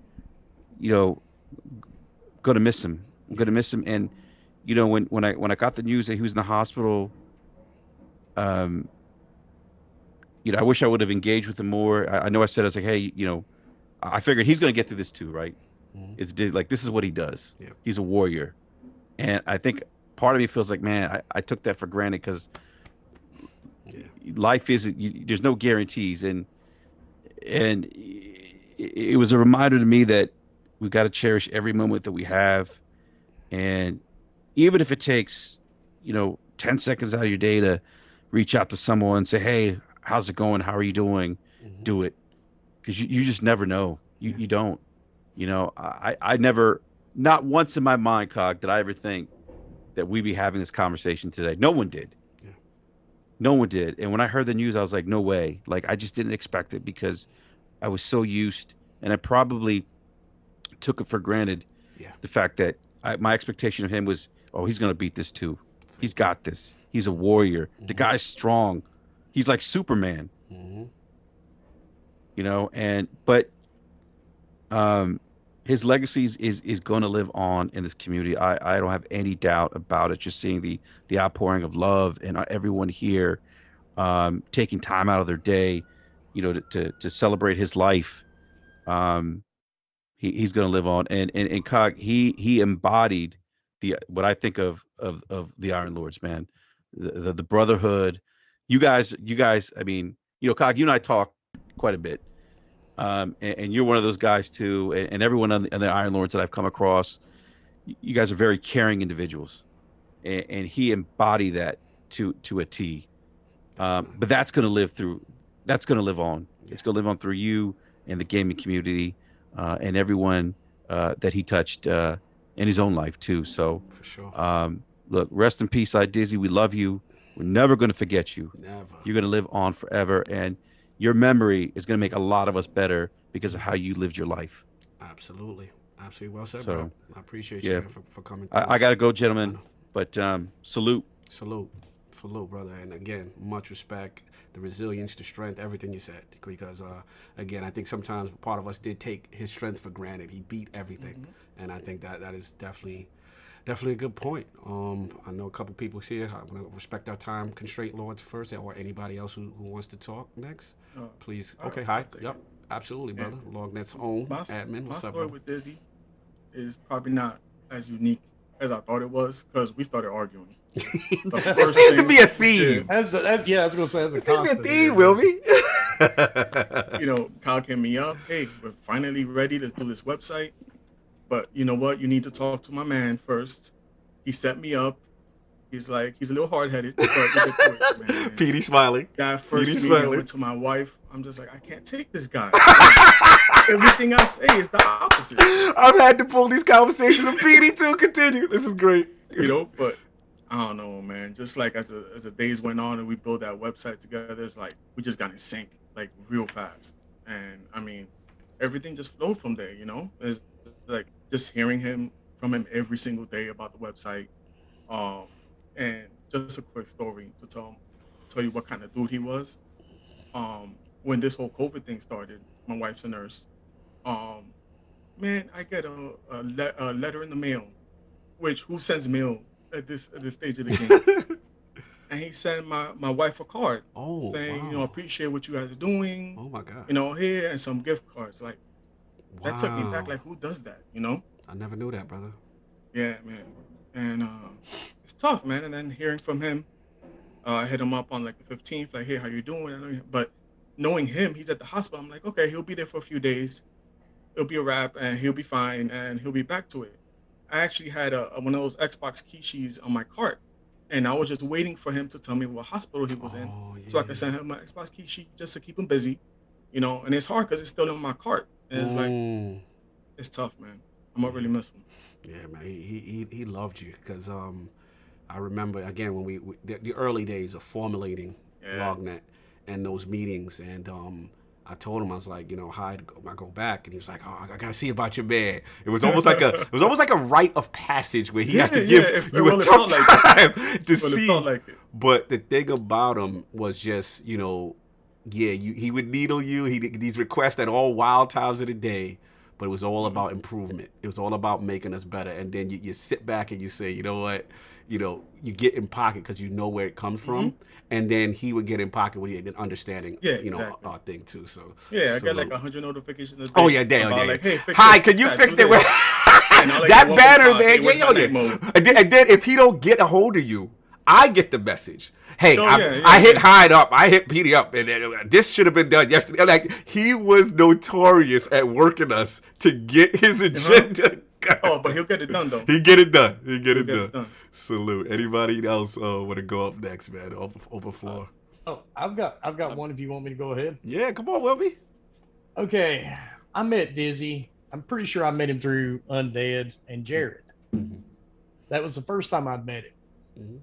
And he showed up in our chat one night for Gaming Beyond the Box.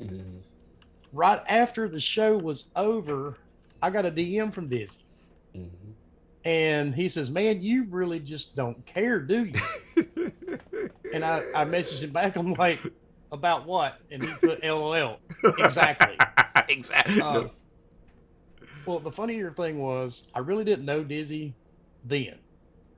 And I told Dizzy, I'm like, well, why don't you join us one week? So he had actually been on our show a couple of different times. I talked to him in DMs. I had no clue he had cancer. Oh, wow. He never spoke about it. Ever. And, you know, he would just shoot me this crazy DM from time to time. And I had no idea until last year when I messaged you, Cog, when I saw the picture of him at the hospital. I messaged you and I'm like, is Dizzy okay? And you're like, you don't know. And that's when you told me he had cancer, because he had never told me. He had been on our panel and he never told me. So we had no clue. So that's when I got back with you and I'm like, we need to do something, you know, because I know he was going through those treatments and they were having a hard time. We tried to set up the fundraiser for him last year. It's a beautiful thing, brother. That was and you were trying you were trying to go through one of these donation sites, and I'm like, look, dude, this isn't going to work. This is going to take forever. So I'm like, we'll get Boom involved. Facts. You know, we can put it on Boom's channel. And I said, I'm going to get Mike Ybarra. Remember that day. One way or another, I'm going to get Quick on this damn podcast. And matter of fact, I called Boom and I was like, look, Ybarra's probably going to block me when he searches my Twitter and sees all the crap I post online. I said, but I'm going to try to get Mike Ybarra on this podcast, one way or the other. So Boom and I had started planning it out. You were involved, me, you, Boom and King. We got it all set up, and last minute, Mike Ybarra finally messaged me back. And I told him, look, dude, we're not trying to bug you about anything.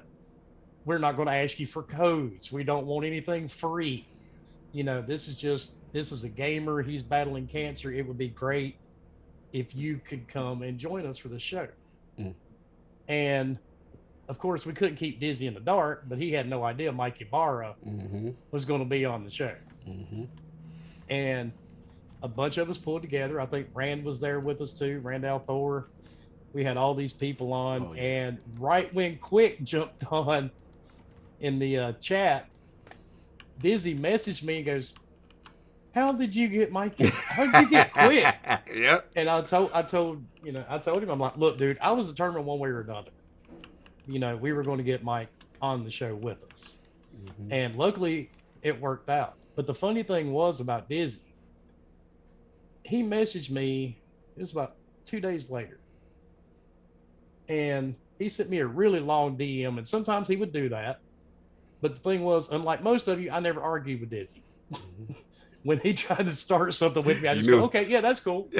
I saw it enough in the chat. You know, he argued enough with Christopher Hart. Yeah. Facts. So I was good. I wasn't going to argue with him over anything. But he sent me this long DM, and he thanked me for everything. And I'm like, look, I wasn't the only person involved. You know, I was like, Boom had a hand in this, Cog, King. And he goes, but you don't even know me. And I'm like, well, that's beside the point, dude. I was like, you know, we just want to try to give you a hand, try to help you out. And he just kept saying, but you don't know me. Why did you care? And he made the comment. He waited about 30 minutes before he responded. He's like, so underneath that crazy Southern accent and all the bull crap you post online, you actually do care. That sounds like Dizzy. That sounds exactly like Dizzy. I couldn't help but to laugh at it, dude. Oh my and then God. the day during the Iron Lords when I pulled that notorious stunt with King getting his chest tattoo. Dizzy had a small hand in that, but you know, you don't have to tell King. Really? What's the origin story, real quick? What did Dizzy do? He kind of told me where to find it in the. He directed Dizzy. He directed you to the Patreon tier with the action. Oh my! We were wondering, like, yo, how did people find this? Like, we never expected that to happen. It was a crazy. Well, I mean, show. it came from the inside, dude. He was That's the ball. But he kind of told me, he goes, well, you know, if you go log into the Patreon site, you know, it's right there. You just keep scrolling. I'm like, there it is. Yeah, So, I remember when that happened too, because I was in the chat talking to Dizzy, and we were egging. It was like, yo, what? It's like everybody was like, yo, what's gonna happen here, man? When we about to do something? All I kept seeing was Dizzy in the chat say, wait, it's coming. It's coming. Wait. And then no BS. We were sitting there, and you guys were talking. Whatever the heck y'all were talking about just went out the window for about 15 minutes. Because King was sweating. Yeah, because King was up there sweating. He was like, yo, what did he do? What did he do? Because he was like, oh man, he said, I wasn't expecting womanhood's involved in this. Oh my God, it's about to be a wrap. And then Dizzy all of a sudden just directs him to the screen and puts it up, and then Cox says, oh my God, I see it. It was a moment. The King is like, see what? And then all of a sudden we start pointing to the Patreon, and I'm like, yo. Brother, it was a moment. So see, he had a small hand in it. Like I said, you don't have to tell King. Although he may go back and watch. He go watch. Okay. Oh, man, that was great. You know, it was just every time I'd ever talked to Dizzy, man, he was just you didn't know. And I mean, I've got employees. I've got grown dudes, man, that stub a toe and complain about it a year later. Hey, man, you remember that time I stubbed my toe on that couch? Oh, God, dude, it still hurts when I wake up in the mornings. You know, but Dizzy just never, you know, he never complained. Ever. And he did message me a few weeks ago because, matter of fact, it's almost a week to the day. I mean, a year today that I had COVID. And Dizzy had actually messaged me because he knew I had it. And he asked me, you know, what I went through because I've got severe asthma and I'm diabetic. And, you know, he had asked me about it and I told him what I had gone through. And apparently he had messaged a few other people as well. But, you know, he just never, and like somebody else said, I forgot the dude even had cancer. That's how he kept I mean, he just never mentioned it. He never complained. He was always positive. And the bad part is, good people always go too soon. And he was one of those guys, man. He never had anything bad to say. And when he realized I wasn't going to argue with him on anything he brought up, then, you know, our conversations took a completely different turn. But, you know, he was just, and I didn't even realize it had happened because I thought he was actually doing well. So I didn't even have a clue. It was. But yeah, man, he was definitely one of a kind. Oh, for sure. There won't be another Dizzy, that's for sure. It won't be another Dizzy. That's definitely that's a one and of a he kind. also helped me with that 1 chip challenge. Oh man, he's a plot. You two were conspiring. Okay, I get it now. King went through the 1 chip challenge pretty easy though. Oh my god, salute to him, man. It sucked. I had to be at work, you know, and couldn't watch it. But yeah, dude, he was just definitely one of a kind person, man. I'm gonna miss the hell out of him, dude. Yeah, I'm gonna miss him too, man. Because I always got messages. I got at least 1 or 2 messages from him every week. Yeah, he always checked in, and like I said, he had tremendous respect for you guys. You know, when you guys came together, like that your story with the thing that we did, you know, and Boom and Quick, and I think Rand was a part of it, and he was so taken back by that, Wilmy. It just shocked him. It shocked him. He to see the community piled together the way they are now. Shout out to Rand who's in the chat right now. He just said he loved it because Rand was a part of it. He was blown away, and he would be so proud right now to see how the love, the story. Everyone's got a Dizzy story. Everyone's got a story, and when he touched him in that way, whether it's fun, whether it's, you know, just needling, whatever it was. And but I remember him pulling me to the side and was like, "Wow, you guys didn't have to do that." But at the same time, being appreciative of what was happening and how much help it was received and the community stepping up. So it was. I always want to thank you for that, Wilmy, for really, you know, spearing the charge on that and your selflessness. And he had a ton of respect for you, man. And shout out to Gaming Behind the Box because he loved you guys. He was like, these guys just do what they want. You were part of that podcast rotation that he would regularly try to get in. You know what I mean? Everyone was, you know, mostly here. You know, he would try to get in their podcast, and whether it be to just interact, to needle, or whatever. But he was part of you. You were definitely that for sure. Oh yeah, and like I said, man, he would message me on occasion. He'd be like, well, "Why didn't you talk about this?" I'm like, "You've been in our show, Dizzy. You've been a part of it. We're random. Yep. We don't care. Don't care." And that's just the thing, man. It's just about having fun. He goes, "Yeah, but sometimes you guys have a little too much fun." And I'm like, "All right, Dizzy, have a good night." You know, but yeah, I mean, he was definitely something, man. That was our brother. And so King's not gonna be upset. So nah, he's good. He's good. Dude. We'll definitely relay that one. He'll listen to it.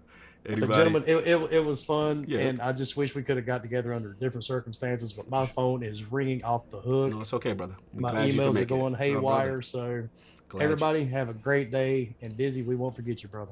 All right, Wilmy. Thank you, Wilmy. Take care, Wilmy. Later, guys. Anybody want to go up next?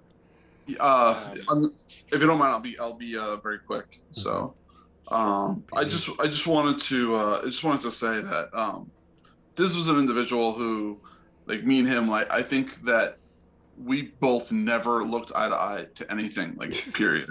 At every time that we spoke, but we always had a mutual respect for each other. and an understanding of what we needed to do for ILP and for LogNet. And I will always say that he's always going to be the core of LogNet, because we wouldn't be where we were without his background knowledge and information that he brought into us. And I will say that he's a man that I'll always have respect for, and I will always miss. For sure.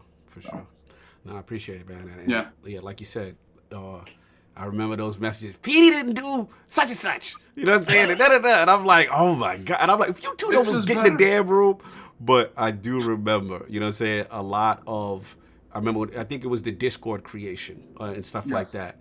And I remember he'd fight, but then he'd pull me to the side and he'd say, okay, I understand why Petey did that, okay? You know what I'm saying? Like, so it was always that push-pull, you know what I'm saying? And Hyde knows what we're talking about. You have that push-pull with him, and sometimes you gotta fight back with him, but then at times, he would actually concede and say, you know what, no, I do understand why you did that. So yeah, salute, man. I'm glad you guys.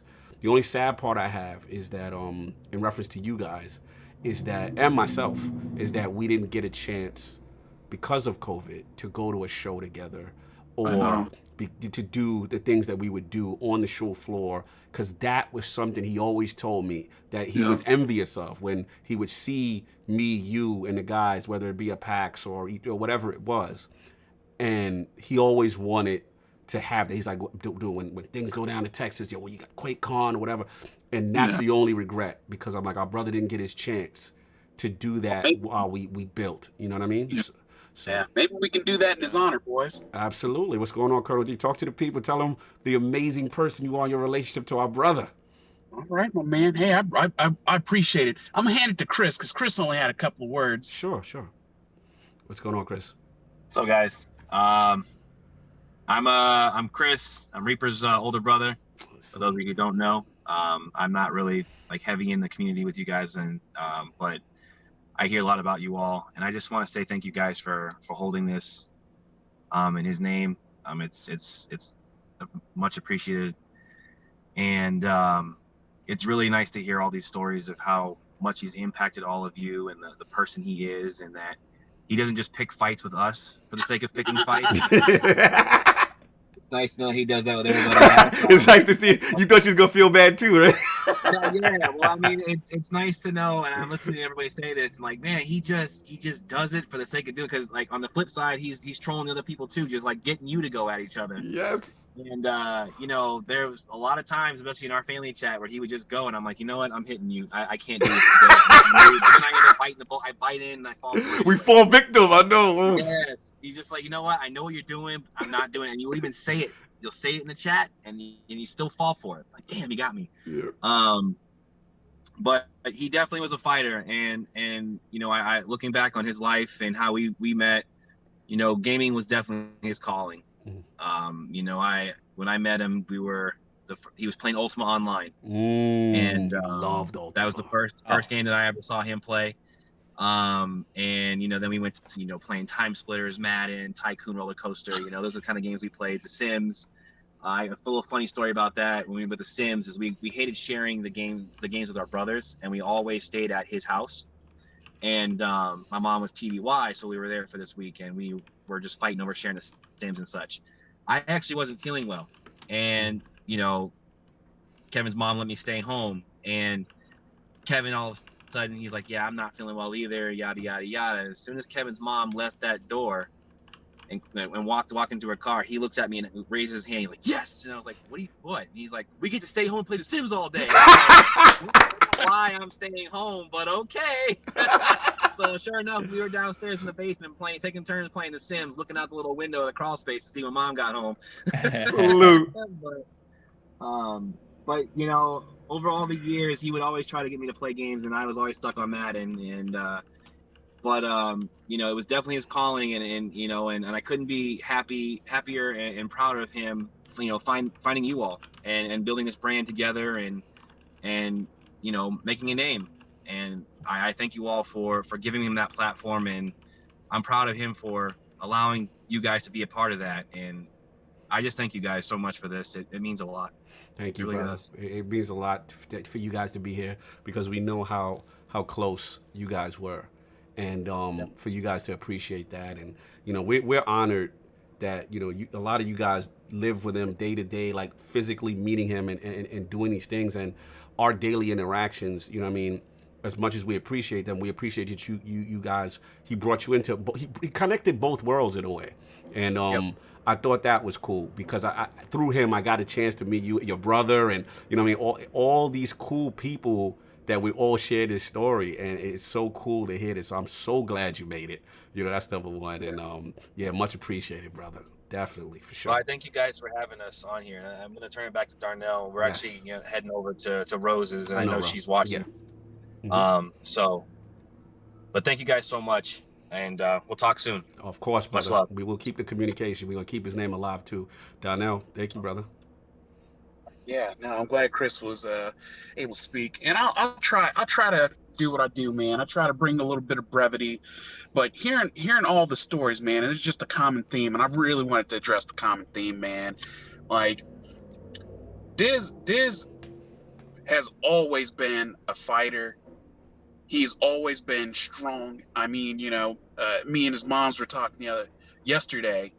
Like, even when we were playing football as kids, he got the award for like having the most heart. And I mean, it's just a testament to Diz. I mean, he never complained once about anything.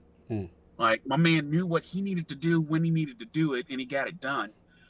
And I think we're all better people for knowing him for that. And I just wanted to just bring some of you guys' stories together just so we all can understand the context of everything that was Kevin. I've known Kevin since 1999, man. And, I met Kevin through Chris. Seeing how it connects. You're seeing the dots. Oh, yeah. Yeah, because I've known Chris since, like, Chris was always a grade younger than me and Kevin. And I met Chris when I was like in the fourth grade. And when Kevin moved into town, for some odd reason, like I think you guys were in a camp together or something. And then y'all became friends. And then I was talking to Kevin in class one day, and he was like, "Hey, yo, you know this Ellison cat?" And I was like, "Chris?" I was like, "Yeah, Chris is my neighbor, man." Nice. Was my boy, and like ever since, that's when the trio came together. I mean, like, we were inseparable, man. It was always me, Diz, and Chris. People thought we were in a relationship. Yeah. Hey, it was bromance at first sight, what I mean? We all had so much in common, we all enjoyed football. Like we loved playing video games, and we all had our different taste in video games, because like Chris was always like a sports gamer, and he would play Ultima and stuff. I remember when EverQuest Online was a thing, and and how our setup was, Diz always had the PlayStation and GameCube, right? Because like, he was a big Nintendo guy. He loved Nintendo. Me, like, I had a PlayStation, but I enjoyed my Xbox more. I had a Dreamcast. Talk that talk. But like, just to kind of bring some of these stories together, man, like I want to fast forward a little bit. So me and Kevin both had aspirations to join the Air Force. Yes. I was in our OTC. I went the college route. Kevin decided that he wanted to enlist first, get the college money, and then go. So he enlisted, and man, like, you want to talk about a world changing immediately. 2 weeks before my man was supposed to ship out, he was complaining about his leg. And he was like, "Man, like, it just doesn't feel right." And I was like, "Bro, just suck it up. Like, just make it down to basic. And, if you're hurt, they'll take care of you while you're down there. You don't have to worry about anything." He was like, "Nah, man, like, I just don't." he was like, it just really hurts. I want to go get this checked out. And little known story, other than like Chris found out, but all these years, like no one ever knew that like my dad was a lab tech that actually found the cancer cells in his body. And my pops actually was the one that went to the doc and was like, hey, we really got a problem. The doc wasn't sure because she didn't think that that's what it was at first, because Kevin was young, like we were 18, and she was like, because the x-rays didn't really show much, but his blood work, blood can tell you a lot of things. And so like my dad didn't even talk to me when he got home from work, so I knew something was up. And he waited until he knew that the doc had already talked to his moms and his stepdad about the diagnosis. And so, I remember he sat me down and was like, I just wanted you to know that, we're not conclusive, but, it's likely that Kevin has cancer. So that's when you found out that he had lymphoma. I think that was what it was. Sarcoma. Oh, there it is. In his leg. And like, man, I mean, I was in college at the time, and I remember like when he started his rounds of chemo, man, I was in the up at that hospital, because like we were out at Whiteman Air Force Base, and his treatments were in Kansas City at KU, and I would drive back and forth, just to make sure my dude was doing all right. And, like y'all keep talking about his spirit, bro. Even in the hospital, my man was just like nothing was wrong. I must say though that when he was in the hospital and I was up there after his surgery, we did play Madden, and I beat him like 3 times in a row, and he was not happy. He was ready to throw me out. So I did kind of hurt his spirit a little bit. You did mess with the spirits a little bit. Yeah. I gave up playing Madden. I feel you, but Darnell's right, man. I mean, because I remember he'd hit me up and he'd be like, Cog, so the Game Pass app, you got to tell me how to get this xCloud going. And I'm just like, you're xClouding for the room? And he's like, yeah. Then he got the Switch, and he made it his business that the gaming is continuing here. Continue, sir. Oh yeah.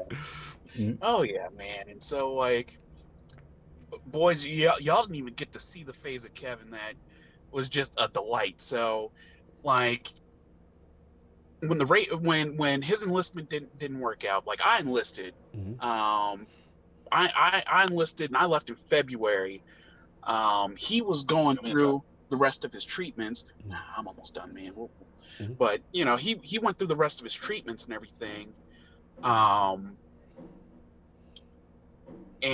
by the time I got back, he was out of the hospital. He was walking again, and my man switched it up. Like I'm telling you, he walked out like he was Thugnificent or something. Boy was fresh. That boy was fresh. I see the pics. Yeah. I seen him. And little did I know he had started up his little rap career. Oh yeah, that's what he was spitting. That's what he used to have the hip hop debates with Diz. Continue.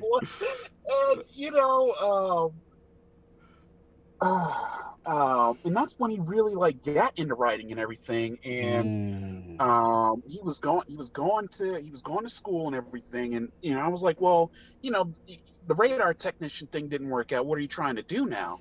He was like, I think I'm trying to get into sports writing. I was like, sports writing, all right, that's cool. And and I remember that's when he started to do the blogging thing on MySpace. And and a couple other things.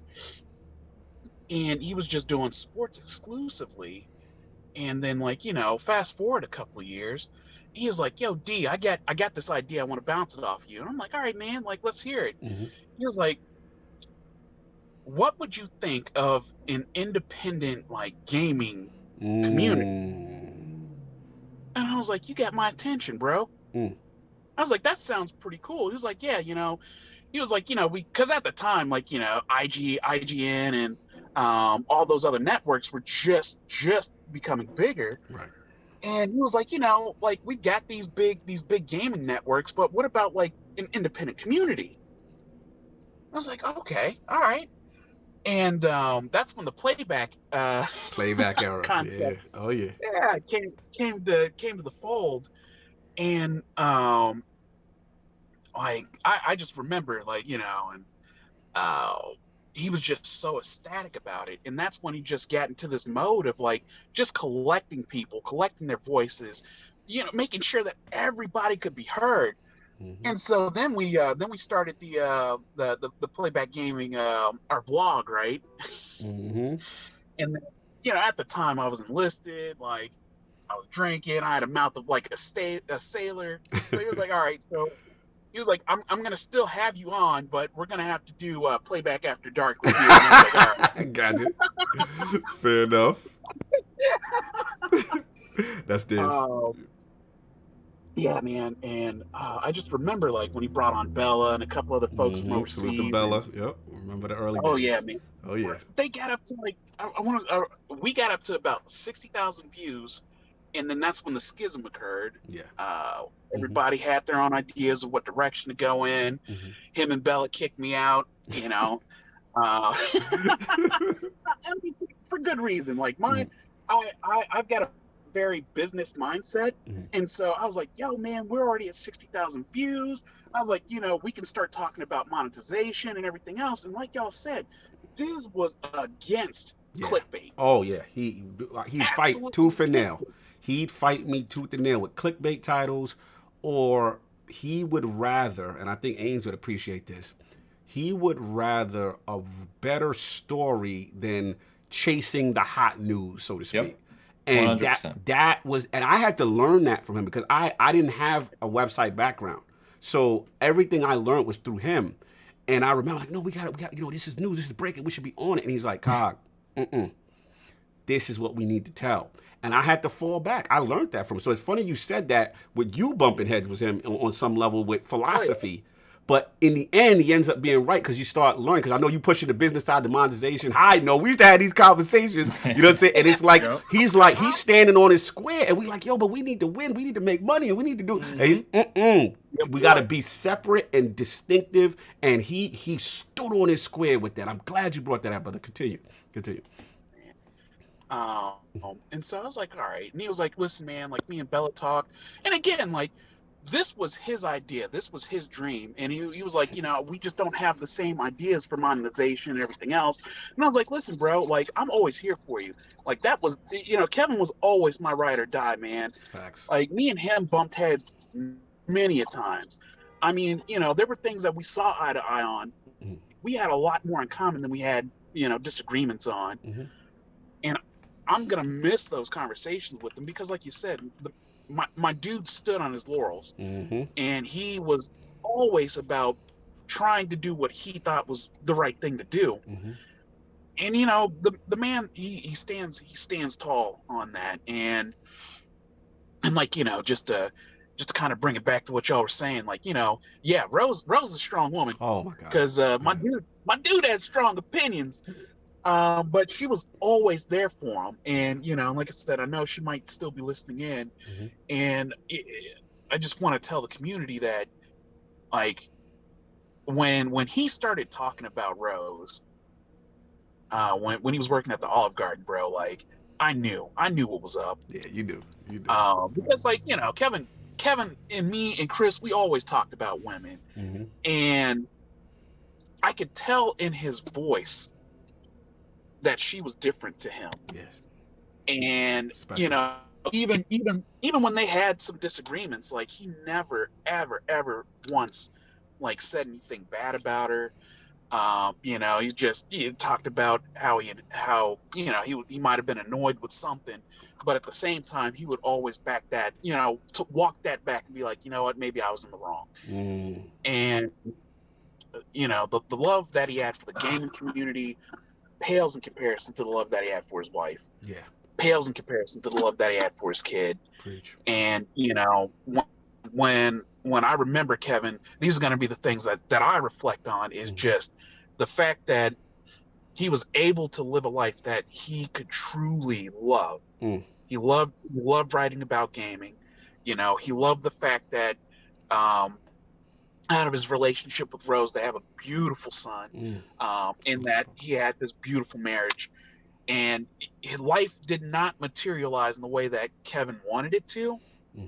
But he was able to bring all of us together. Look what he's done. To make the best of it and craft a life that he was proud of and that he was loved. You know, there's just nothing but love. Well said, and that's all I got from my boys. Nothing but love, because Kevin was a good man. That was a good man. And like I said, you know, if y'all ever in the future thinking about going to a con and doing something, and we could do a little shout back to Kevin, Absolutely. you know, it would mean a lot. Absolutely, it would mean a brother. lot. As because soon as the world gets back I to think- normal, I'm down there, bro. I'm No, down there. absolutely, absolutely. Because at the end of the day, like my man's legend, he's gonna live on. Facts. And like you were saying, man, he's gonna be a lord forever.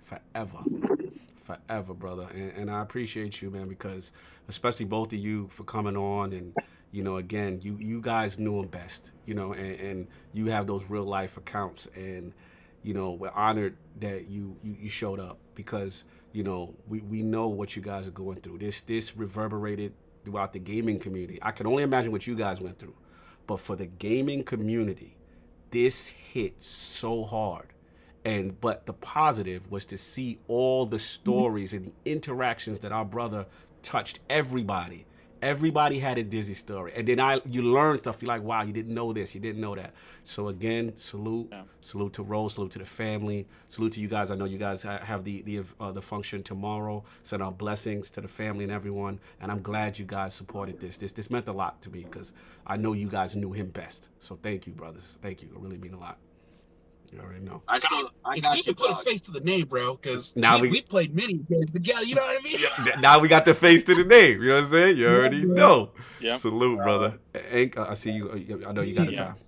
Yeah, me and Chris, we got to bounce. But hey, thanks for having us. Thanks Peace, for listening, everyone. You already know. That big salute Chris, to see you, everyone. Salute. Yeah, thank you guys. Thank you, Anchor.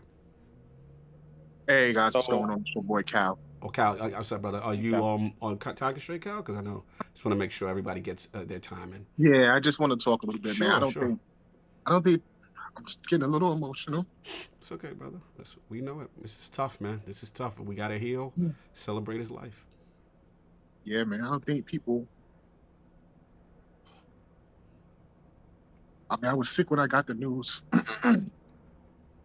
and I don't think people understand the impact Dizzy had with me.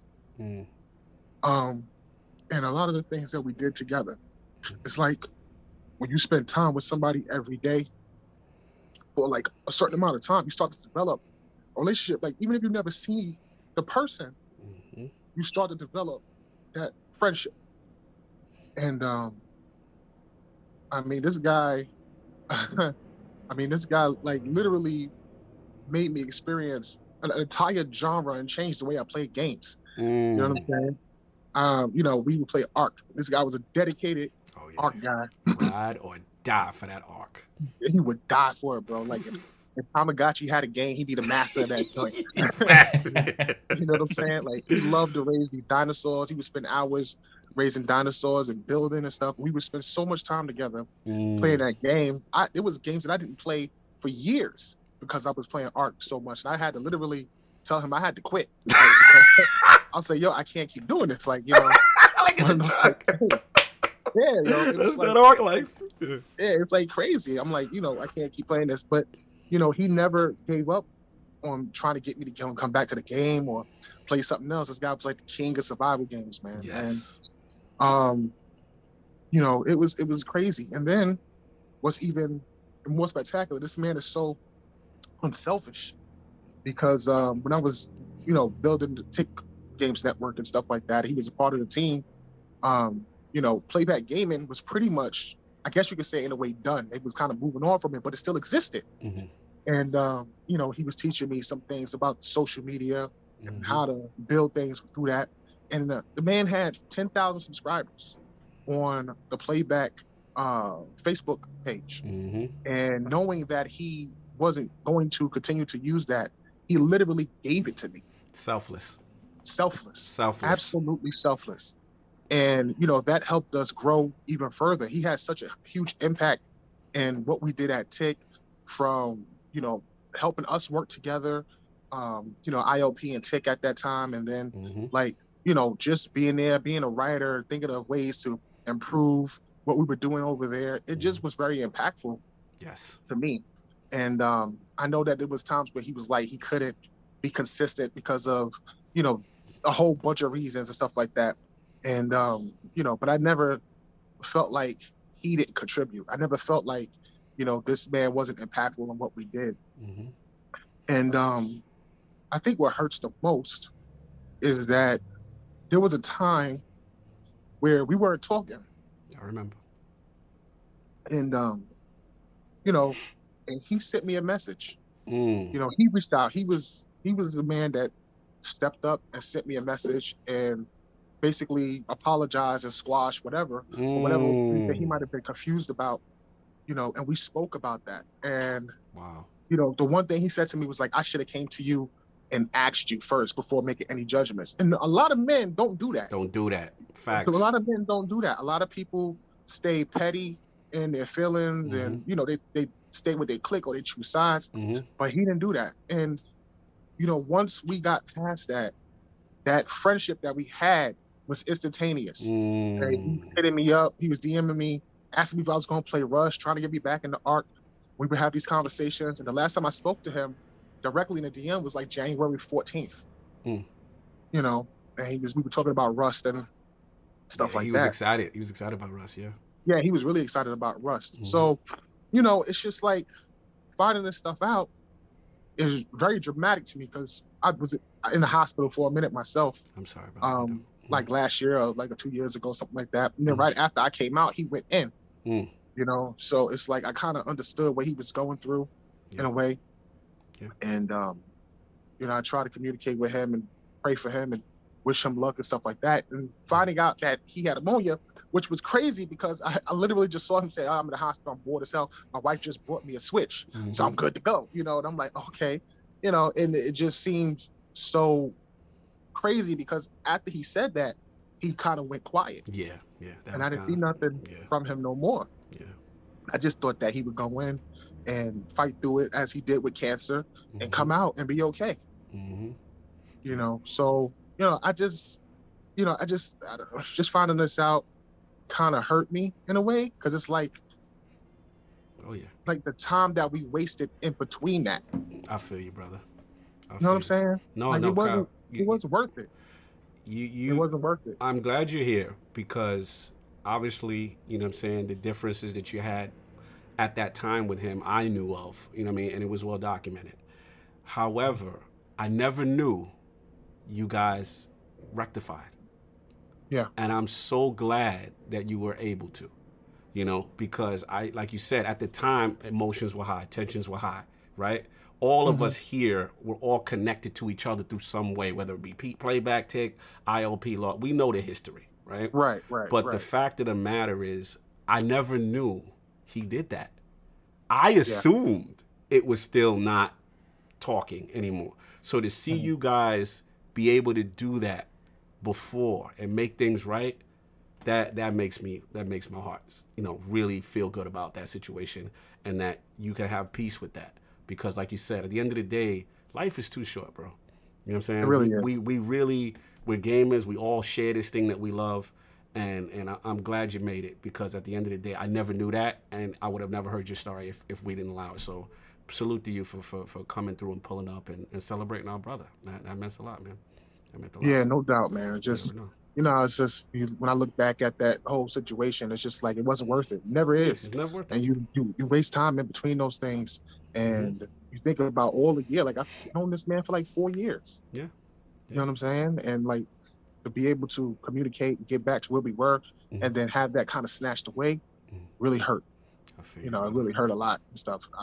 I was really messed up for, you know, like literally the whole day. I couldn't do anything. I felt sick. Couldn't play no games. Didn't want to eat. I haven't games. Yeah. I couldn't. I just can't. I just couldn't. I just couldn't think about that, you know. But you know, but he was a great guy, man. He basically was so supportive, always had my back. I remember one time we was playing Ark and his guy had joined the crew or whatever. And I remember joining the party right when his friend was going on some type of racist tirade. Mm-hmm. And it was awkward as hell because I'm sitting in there and he's saying something and I'm like, I remember this. yeah. Yeah, I just popped in the party and he like everybody got quiet because I popped in the party, right? And then so then the guy left, and then me and him was just there like, what the hell just happened? So we come back and I guess the guy was playing with him before I was playing with him. He had some dinosaurs or whatever that he wanted to get back, and Diz was so mad that he literally took like the safeties off all the dinosaurs and just killed every single one of his dinosaurs, including him. You know what I'm saying? And I was just like, wow, that was crazy. You know, and he knew this guy longer than me. Wow. But just because of that, you know, he did what he did and stuff. And the guy was all mad and pissed off. He's like, I raised these dinosaurs and everything like that. But Diz was like, F that. You know what I'm saying? So I'll never forget that time playing and stuff like that. And like we've been through a whole bunch of battles and rebuilding and all types of stuff, man. He's, you know, this guy was just he was excellent, man. He was just a cool dude. And I really, really want to send my condolences to his wife and his son. And I really wish that, you know, that they grieve peacefully and that they heal quickly. You know, Diz was he was the man, and I'm going to miss him. Appreciate you, bro. Well said. Well said. Hank, I know you want to go. So I've known Diz a good long time at this point. You are the dot connected with all of us here. Yeah.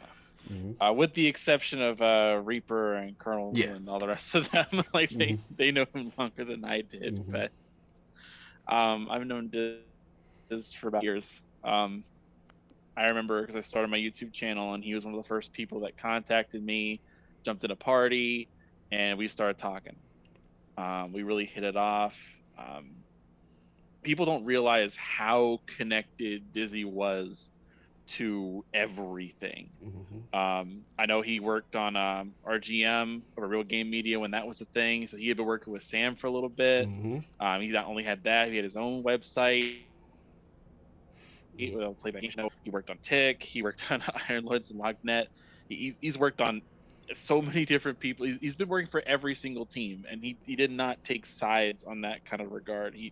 If he saw you and he cared about you, he would put in the work to make it happen, no matter what it was. There's a lot of things I could talk about. I'll tell you, this is a story that would pop in because for me, I would have waves of hanging out with lots of different people. So I would like, I'll spend a couple months with these guys over here, then I'll go over with these guys for a couple months, but I would always come back and just kind of go with that cycle. Dizzy was in that cycle there, and I would try to talk to him at least once a month, at least, if we weren't talking on a regular basis. One period, I had just graduated. I had just gone to E3, and that's why I met you guys in person, at least. I had come back, and I was still living with my parents. And I remember because I had crappy internet, and I remember that's when Dizzy got me to play Ark. You got part of the brainwashing too. Damn it! Yeah, he got you like, too. I mean, I had played Ark. I had played Ark a couple of times, but I never played it like in depth. Dizzy had convinced me like, hey, I'm gonna do a Primitive Plus server. We're gonna have these guys, and we're gonna be the number one. We're the Alpha tribe. Like, we're gonna control everything. So he had a space already picked out, and so I started playing. And I remember I had played with him for about 3 months and not playing any other game but Ark every single day. That goddamn game. I remember playing that game and like just doing dumb things like going up to the winter zone on the island map and just trying to get mammoths and RGs and just random things like that. But the memory that always comes up, but every time I joined the party and he was trying to convince somebody to play Ark, every time I would join the party with him, this is the story he would tell. Let's go. And this is the story every single time. Let's go. On the server, we had agreed that we wanted to do a raid. And so there was one particular clan that we did not like, and it was Navy. Navy had maybe 5 or 6 guys. They had a big fort, maybe about a couple miles away from us. They had just kind of been trolling for a while, and so we just decided as a group we wanted to take them out. So the The rest of the server with us, so we launched this giant server-wide wipe attempt against them. I think So I I remember. remember because like Dizzy and a couple other guys, they were kind of like they were in charge of, okay, here's what we're gonna do for this offensive here. Here's where we're gonna attack and go through this whole process. So Navy had created an alliance with a group called Farmers, and they were using Farmers base to kind of restock and go back to the fight and launch a flank offensive on the rear of the teams that were trying to attack the front. So what was going on? They respawned at this one particular location. It was a long house. It had a bunch of walls and a bunch of doors. If you haven't played Ark, it is a pain in the butt to destroy any building, especially at that time. It would take hours to destroy a building, so we didn't bother doing that. So Dizzy assigns me and him to take out this one base, just the two of us, because it's just a long house by itself. But this is the point they were reinforcing it. So we go over to this location, and he's in an RG, and I'm decked out in like plate armor, and I got like a pike and a couple weapons on me. We're like, all right, we're gonna get him as soon as they open the door. We were there for about 3 hours. Jesus. We killed maybe 20, 30 people, and just he and I, we're just laughing up a storm. Like what happens is, like, as soon as they open the door, I'm like trying to pike them, just trying to stab them as fast as I possibly can. If they were two of them and one got past me, he'd pick them up in the RG and drop them to their death. Every time it happened, we're just bawling, laughing, having a great time. We played until like maybe about 4 a.m. I had to go to work in like 3 hours. We had so much fun playing that game, and that's the memory I remember of him. And he and I just having the best time possible. And we're just cracking, just talking about stuff. But we talked about personal things a lot. We talked about like finances, dealing with stuff. There's just so much stuff. And he helped me out quite a bit through a lot of really tough times. And I owe a lot to him. The thing about Dizzy is that we all knew that he likes survival games, like whether it was Ark, Conan, whatever. He loves survival games because he could find out the rules about that. Yes. But the thing was, he was always playing his own game of survival, and I think he found solace in the survival games in particular because he could always find out the rules and how to win. Good point. He was in with his own shit in his own game of survival. No, brother, you said it well. You said it well. I mean, I didn't even think about that connection and his love for that genre. You know, it makes sense too, you know, but I remember, I mean, when anything would come in, you know, survival, he was on it. He'd be like, Carl, you know, I'm the first to grab that with a review, or I'm like, brother, I'm not even gonna fight you because you are the connoisseur of that genre. And that Ark story, I do remember this big war between this rival clan, and it was a big thing. And I remember hearing that story. And actually, you're right. That would be the recruiting pitch to anyone who was interested in Ark, because they would be like, "Yo, let me tell you, you could have these crazy battles," and he would go on and on. And I want to shout out Big Bad John. I want to shout out Chief Tommy's in here. A lot of the people that's in the clan, his Ark clan. Me and you guys got to get together to figure out how to keep this thing alive for him. And because I know for a fact that meant a lot to him. So thank you for the anchor. Ains, and I know, Clowns, you guys have been here the longest. I want to be respectful because I know you guys have been here very long. So I think Mahmoud said he wanted to go next. Okay. So please go ahead. I took the rest of the day off, so I'm good. Oh, okay. I didn't know. Mahmoud, brother, Lognet in the building. Bahrain. Salute. Appreciate it, Ains. You know. Yeah, no worries, man. Yeah, it's almost 11 o'clock here at night, so I'll try to be short.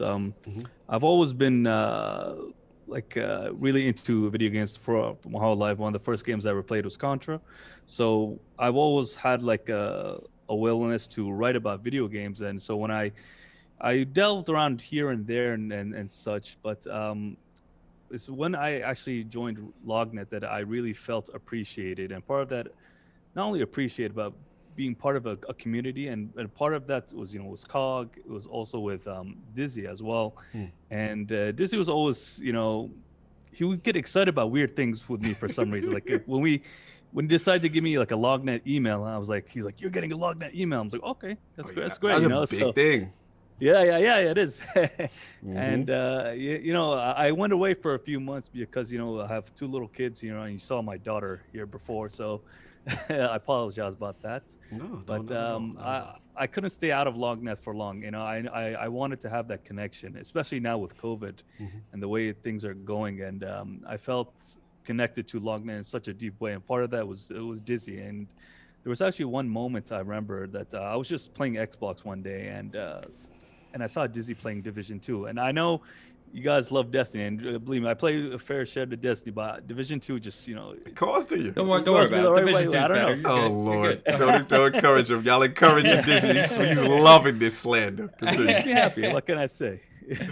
And so, like, and I saw Disney was playing Division 2 on Xbox. I'm like, yo, can I join in with you? He's like, yeah, of course. Dope. But, you know, being in the Middle East and, you know, in America, obviously, so servers didn't really talk to each other the right way. But even though, like, I didn't get to play with them, you know, we chatted on Xbox chat, and you know how terrible it is, you know. We chatted for a good 40 minutes, just like, well, just random stuff about games and stuff like that. And that, I know it's nothing big compared to like some of the other stories we heard right now, but it just goes to show you that iDizzy would always try to have a meaningful conversation with anyone, really. And that passion that he has and that commitment to games, you know, it really bled through for him, you know. And you know, I give my condolences to his wife, to his child, and that's and we're gonna miss him. We're gonna miss you, iDizzy. You know, you really touched me in ways that I never thought possible. I agree, so brother. Thanks for hearing me out. Mark Moon, thank you for making it, brother. Just to double down on your story with the email, so you know, is that you know, I remember having talks with iDizzy, and we're doing our little fantasy football, lining up all the writers, who's the guys, you know, like the talent that we have. And, you know, I remember he made it he really made it his business to say, okay, these are the guys that need to get emails first, right? And I remember, you know, your name came up, and your name came up pretty fast, because I mean, we kind of at that time had like, you know, you got to wait a 3 to 6 month kind of thing, and you know what I'm saying, then kind of earn your stripes and kind of thing. And he's like, boy's ready. And I was like, okay. And usually I'm the guy that's trying to push things further, and he's stopping me. But I remember with your name specifically, he was like, no. Because it was one of those things where he always says, it's a joy to edit your article. It's a joy. It's certain writers, we were like, it's a joy because it wasn't no work. You're just like, oh my God, this is like, AIDS understands as a website owner, you know, and SEO and all that. And you're like, damn, it's double green, and it's like, it's not much I got to do. And, you know, you got your Grammarly or whatever, your checks on, and just to check grammar and structure. But, you know, there was really not much he had to do. And that was one of the things he always said about you. And I want to shout out, if he's not here, Gondor, you're another one, you know what I'm saying? That again, Daniel May, if he's here, Gondor's Condor, affectionately to us in LogNet. But you guys, you were on that iDizzy draft pick side, like, you know what I'm saying? Like, he's my guy. You see, Kong. You know what I'm saying? I'm like, yo, you're right. I ain't gonna front. Whenever I go to their articles, when it's my turn to edit, it's light work. So it'll be a pleasure when you guys have something. We'll be like, oh, okay. Again, not the rest of the team was hard to deal with, but just to see the fact that what you said about the email thing, that was him. And he had respect. And when I got the chance to tell him, because we all knew you had the child, and shout out to Lord Khalid, you know what I'm saying? But you know, one thing he said, I was able to tell him, I was like, you know, boy's coming back. And he was so happy, because he was just like, okay, in the editorial role, we're in good hands, you know, so we're going to keep that vision alive for our brother. So salute to you for making it. And shout out, I mean, much love, man. Ains, Clowns, I know you guys have been here too, so I just want to be respectful for you guys as far as I can go, or Clowns, if you want to go. I have no preference, man. I guess I'll go. So, wow, I mean, I'm going to probably jumble my words a little bit, because I like iDizzy a lot, and I'm going to miss him for sure. With iDizzy, my story is a little bit different. I never argued with him, because we always agreed together, and we like to tease people together. Especially I can see this. You know, can see this brotherhood. He'd post something about Destiny, and I'd be like, yep, that's the Destiny killer, you know? I would do it all the time, and then he would back me up. I would back him up. Oh, it was so much fun. Those damn and I'm gonna miss that man. And he used to come into the 4G quarters rooms, and he never criticized us. He always seemed to like what we talked about. He never had any issues about our format. I knew he always wanted to come on the show from way back in the day, from way back with the old panel that I used to have. Well, and I remember when he first started up with helping out with, Lognet. I have never forgotten about all that, because the old panel was like, oh, you see these moves that are being made. It's this guy Dizzy. He's a good guy. He's a solid guy. And even though I don't get along with my old panel anymore, it was always like positive talks about Dizzy, like amongst everybody. Everybody had positive things to say about Dizzy, because Dizzy was the kind of guy that can make things happen and make things better. He would, and like everybody else said, that he was a very selfless guy. And I remember when I found out that he was going through cancer, and I forgot how I found out. I don't remember if it was through, talking to you, Cog, or, somebody else in Dizzy's circle, but I messaged him. I'm like, man, how you doing? He's like, oh, I'm doing fine. How about you? Like, it wasn't like nothing. Yep. Like nothing, man. Like this guy, like, I was like, man, I wish I could be strong like this dude sometimes, because nothing seemed to bother him. At least, he never showed it. And, it definitely was a tough battle what he was going through. And I know that it's not an easy battle, because we've seen other people go through similar battles, and they don't take it as well as Dizzy did. Dizzy was like a really strong man. He was a fighter. And, I mean, I remember when he got COVID, and I was really worried, because my mom went through, she had the rare cancer too, and then she got COVID, and then my mom almost died. And, the hospital she was in saved her. I got COVID right after her, and I was about to go into ICU like in 2 days. My doctor said if I didn't take an experimental treatment, that saved my life.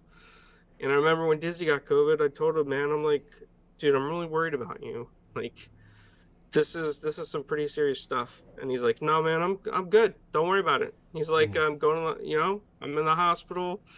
They're taking good care of me. I was like, and I joked with him a little bit, and I said, man, you better make sure that doctor's taking good care of you, because, I was thinking to myself, maybe I need to come up there and say something to the doctor. But he's like, no, they're following protocol. He's like, it's crap. He used a couple other words, but he's like, it's crap being here.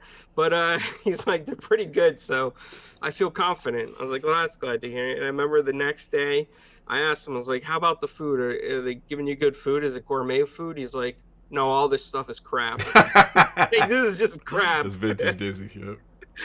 And, I remember I messaged him on Friday, and I was like, so how you doing, man? And he's like, oh, I'm hoping to be out here by Monday. The last I heard from him. I feel you, brother. Yeah, that's similar story. For me, my hospital communication with him is similar to how your communication with him through Twitter, and mine was Facebook message. So for me, the hope would always be when I would see the online status indicator that he was awake.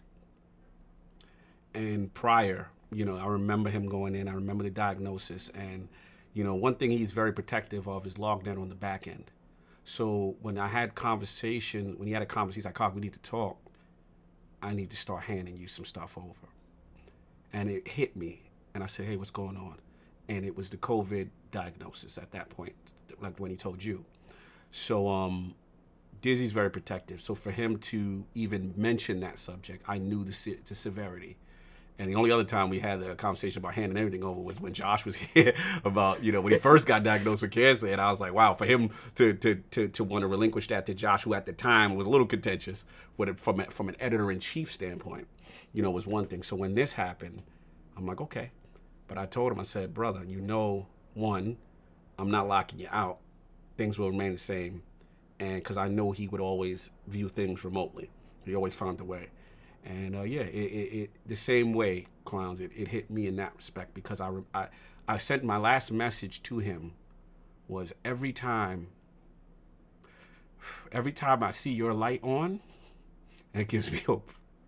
And I didn't see him through, you know? That's the only thing that really got me. So I feel what you're saying, brother, because those are the things I held on to as well. But I'm glad that he knew that he was loved. This man's a fighter. This is strength personified. And you know, I'm so glad that he found a home with you guys at Iron Lords, because you are all selfless as well. And I think that really fit, you know, Dizzy's character. And you know, he liked to pull some stuff on King every now and then, get him, you know, risen up. And you know, it was a home for him, man. And you know, there's another story. It's not a long one, but I remember the first time I actually ever talked to him in voice was Anchorman had come. It was either Anchorman came to my party or invited me to his. I don't remember exactly which one it was. But I was playing Jurassic World Evolution. Anchorman was on Fallout 76, and Dizzy was in there. And Dizzy started talking, and they were actually joking around about barbecue as well. Like it seemed to be maybe a recurring topic with them. Always barbecue. Yeah. And I said, you know, Florida probably has better barbecue than Texas. And Dizzy's like, what? You know, he ready. No, I remember what he said. He said, Florida has barbecue? yeah. He's so disrespectful. And then I joked back and forth with him. I'm like, no, you're probably right. I said, because it's probably not even sanitation safe. It's, you find the barbecue on the side of the road. But you know, I'm gonna miss him, man. And you know, I will honor him with the Destiny teases and the Destiny killers. You know, wouldn't be right if you did. I'll always be there for that, man. But God bless him, his family, and I really feel for Rose, yeah, for Parker and Rose, because I wasn't as young as Parker, but I lost my dad early. Yeah, I know. And it's tough. Parker is going to have a very hard time. So I hope that all of us here in the gaming community, and I hope that all those that know Dizzy in real life, that's close to the family, I hope, as Parker gets older, in some way or somehow, we can all give back and be like a father to him, because the hardest thing to do is lose a parent. And now, in essence, in the world I grew up in, Parker is now the man of the house, even though he's as young as he is. And that's it's a really tough spot to be in. Yeah. So my thoughts and my condolences with the family. Well said, brother. Well said. And we definitely, I know I relayed the message to Rose, and everything you said, I reiterated, and we have to be there for her and Parker during this tough time. And they have to know that anything they need us to lean on, we're there. She's a gamer herself, you know. She's a big ESO fan. Diz always reminded me, you know, about ESO. We always talk, everyone says, don't you forget ESO. They say got a huge community. He would shout out Rosalind and Parker. You know he's going to be a gamer. He's born into it. But at the same time, everything you said, Clowns, resonates, because this child has lost his father at a young age, and we can't lose sight of that. And this wife of his, who is a ride or die wife. They got married during the peak of a lot of his, you know, what was going on in his life. And I know how much he loved his babies. I know how much he loved her. That was his best friend. And we're going to be there as a community. That's why we did this today. You know, for the gaming community show, we could stand up, put all our differences aside, all, you know, to show support for a man that pretty much connected all of us in some way. So salute to you, Clowns. That even hit different. So Yeah, Ains and Forte. We still got you guys up, man. I'm gonna be respectful for you too. Forte, no preference, man. I can go where you can go. You muted, I think. Yeah, you muted, Forte. Yeah, we can hear you. Let's get your mute going. Doesn't show him muted, It though. doesn't show him muted, so maybe it's a mic mute. Yeah, because he's still muted. I'm not hearing him. Yeah, or maybe it's just, you gotta. Maybe you could, yeah. Yeah, I can go. Oh, that's fine. While you work that out, Forte, Yeah, I'm no not going to be super long. Yeah, so it's been really something listening to all these stories. I didn't know him. One of the reasons I didn't speak up earlier, I didn't know him as well as a lot of people here today. So, being respectful to the people that really went back with him. The funny thing is hearing all these people talk about debating with Dizzy, because I think one other person said it, but I never did. You guys are always on the same goddamn page. I always remember. Yeah. Yeah, I mean, I met him, I think, early last year. While earlier on, I was going through our messages, just scrolling back through and reading, and he reached out to me first about SG. And just he had ordered some shirts, and he just said, just always love what you guys do, and he was just a huge proponent, and he just talking to me offline, and it's, you hear the gaming community, a lot of people just come together and have cool stories, and the way they meet, and I had never really met him. I've never met him in real life, and yet you touched on it earlier, Cog, that there was an appreciation for what you and I always talk about, the heart of the gaming community and this industry, and what it's meant to guys like us who have been around for a long time and were gamers when it wasn't cool to be a gamer. We shared a lot of that, him and I talking back and forth. And we developed this kind of friendship where we didn't go back and forth. We didn't tease each other online. We brought up Mass Effect once in a while, or Dragon, yeah, Final Fantasy 6, but Final Fantasy 6, Mass Effect 1. Yeah, and our DMs and stuff. It was pure kind of respect, and it was a different type of relationship. We talked about how outlets were managing their work. You know what I mean? We talked about what was going on in the gaming industry. One of the last conversations we had was a corporate thing about Microsoft. He lived and breathed it all.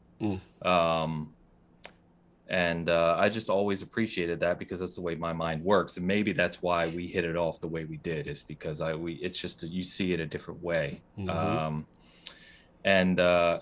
I realized as we were just kind of going through us here that I've been listening to everyone so intently, I didn't even plan out what I wanted to say. That's fine, brother. Let it flow. Clowns just really hit me Clowns pretty broke me. hard. Clowns broke me, man. Yeah, with Rosie and Parker, and obviously don't know them well, but I do know about Loss. Oh, yes. And Loss is, it's something. Your son, one of the most powerful articles I've ever read. That's how I found you, was that article. You losing your son. So I'm so glad you're here. Yeah, I think the thing about Loss, right, even with someone like Dizzy, who was going through what he was going through, is you can't prepare for it. Even if, and you never do, especially with someone like Dizzy, who, as everyone already covered, you would have even never known he was going through what he was. But you can't prepare for how it's going to hit you when loss happens. And so I was going back through messages as everyone was talking earlier, and it's kind of crazy. We were talking about something, him and I just going back and forth, and normal day, and he was upbeat and passionate about what we were talking about. And I said, be real with me for a second. How you doing? How's things going? This is only a little while ago. And he wrote, it was a long paragraph, and he told me the details of like his last couple of weeks. And I read it and I was just like, holy hell, man. You know what I mean? Like, to show, everyone's already said it. I know I'm just echoing what people have said, but to understand the details of what he was going on he was going through behind the scenes, which nobody would know if you didn't know, you know what I mean?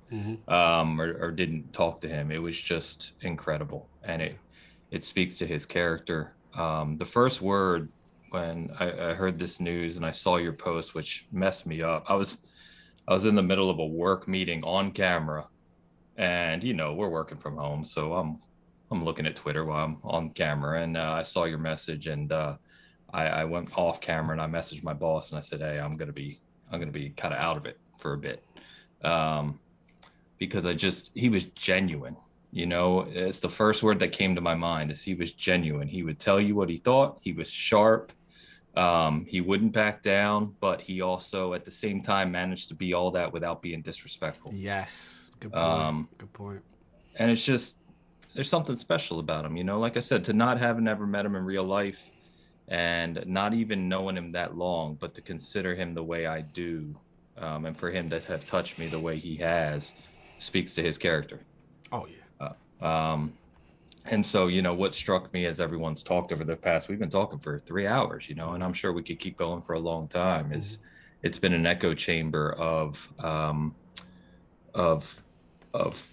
what he meant to so many people. I mean, look at the turnout in the chat and the community and everything we've seen. I mean, this is someone 90, probably 5+% of these people have never met him in real life. Yeah. You know what I mean? There's something about that, and this type of situation always brings perspective. I think Fawns was talking about it earlier, which is like, and Sloma was too. Enrique was talking about it, where it's just, there's no time for the debates and the nonsense and the stuff people find themselves getting involved in on a daily basis. It's not worth it, man. Not worth it. No. There's much more important things to enjoy and to take advantage of while we have what we have in front of us right here. So absolutely. I could go on for a while, but he was a very special person. Even in the short time I knew him, we've obviously heard from people who knew him better that I didn't misread that. He was a very special person. And very, very sorry to hear about his loss. And so I think it goes without saying that this whole community, all of us here and who have had to go, will do whatever we can to help in any way. So appreciate you, brother. And to Rosie and Parker, please be strong, and know that even though you don't really know us, you got awful lot of support if you need it. Factual. Yeah, man. I mean, definitely, Ains, your words hit hard. He, again, I've told you this before, with the foundation of LogNet, he has such a respect for you, and it was like the way he looked at you and seasoned gaming, and, was like a template of how to do things the right way, and it was funny listening to you guys talk about his pure hatred for clickbait, because I think that's what made him reach out to me originally. Was I think I was going on one of my rants, and and I think he just reached out to me and was like, you got this, man. It's crazy how something like that, of all things, can bring people together. Yeah. He had a special respect, and I remember again, because being Dizzy, everything is a sports analogy, everything is a competition. So we sizing up the game, right? We're like LogNet, all right, you know what I'm saying? And then again, he's like, I ain't gonna front. Season gaming, man. Sometimes I get envious of the stuff they doing. And he's like, he said, but in a good way, because he was like, you do. Well, we've had that conversation. Yeah, you know what I'm saying? Again, doing it the right. But the beauty of him, and what Darnell said it. We always say selfless. Yes. But again, in this content creator space, in this website space, the rarity is offering help to someone who technically people look at, that's your competitor, or you're not supposed to, that's LogNet, they're not supposed to, you know what I mean?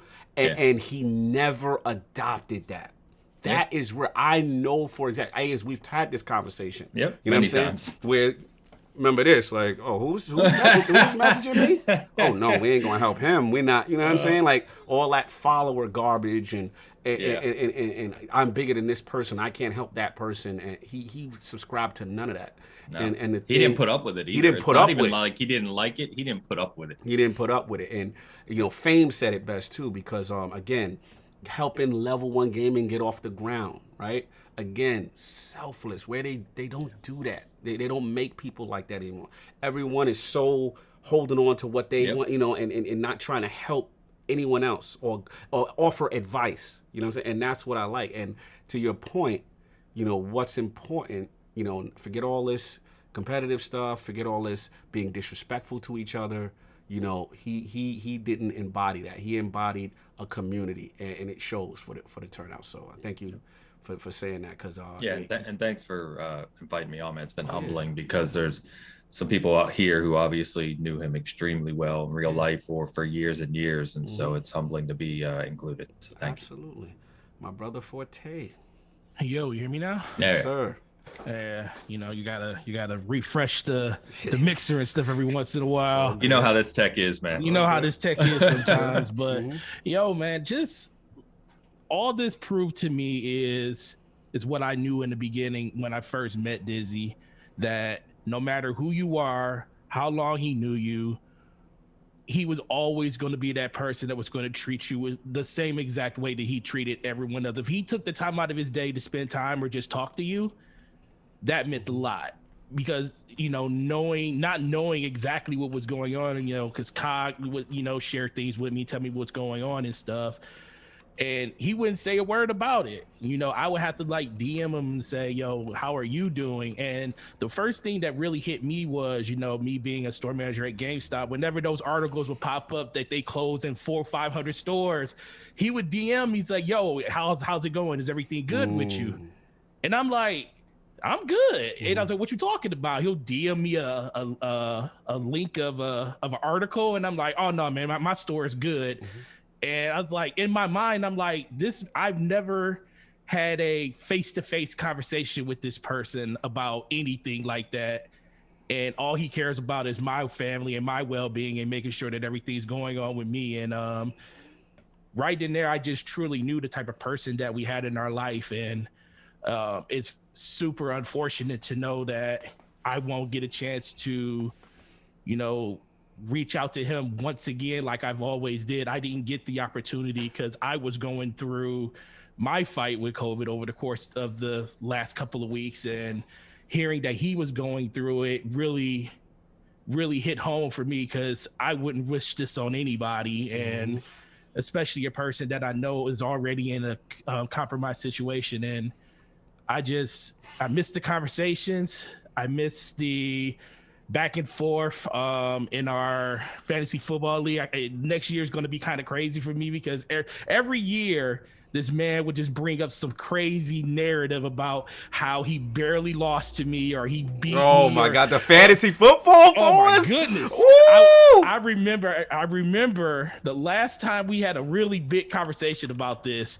I was at the beginning of it was like 4 weeks in. I was 3-1. I sent out a text message. Not a text. I sent out a tweet, and I was like, "Look who's at the top of the Eastern Division, Dizzy. 3-1. Who's at the top? Where are you at? 1-3." He was so competitive. Then Dizzy just says, "Oh, he said that's okay. Where's your one loss come from?" I was like, "You still sitting at 1-3." Then here comes Josh Reddy saying, "Wait a minute, hold up. All I see is a bunch of people arguing when I'm first place in the whole league." And I'm like, "Oh Lord, here we go." And I was about to bury Josh Reddy right then and there. And I was like, you know what? That's Josh Reddy. Let me leave him alone. Salute to that Lords of Football fantasy league, though. That spice talking. League.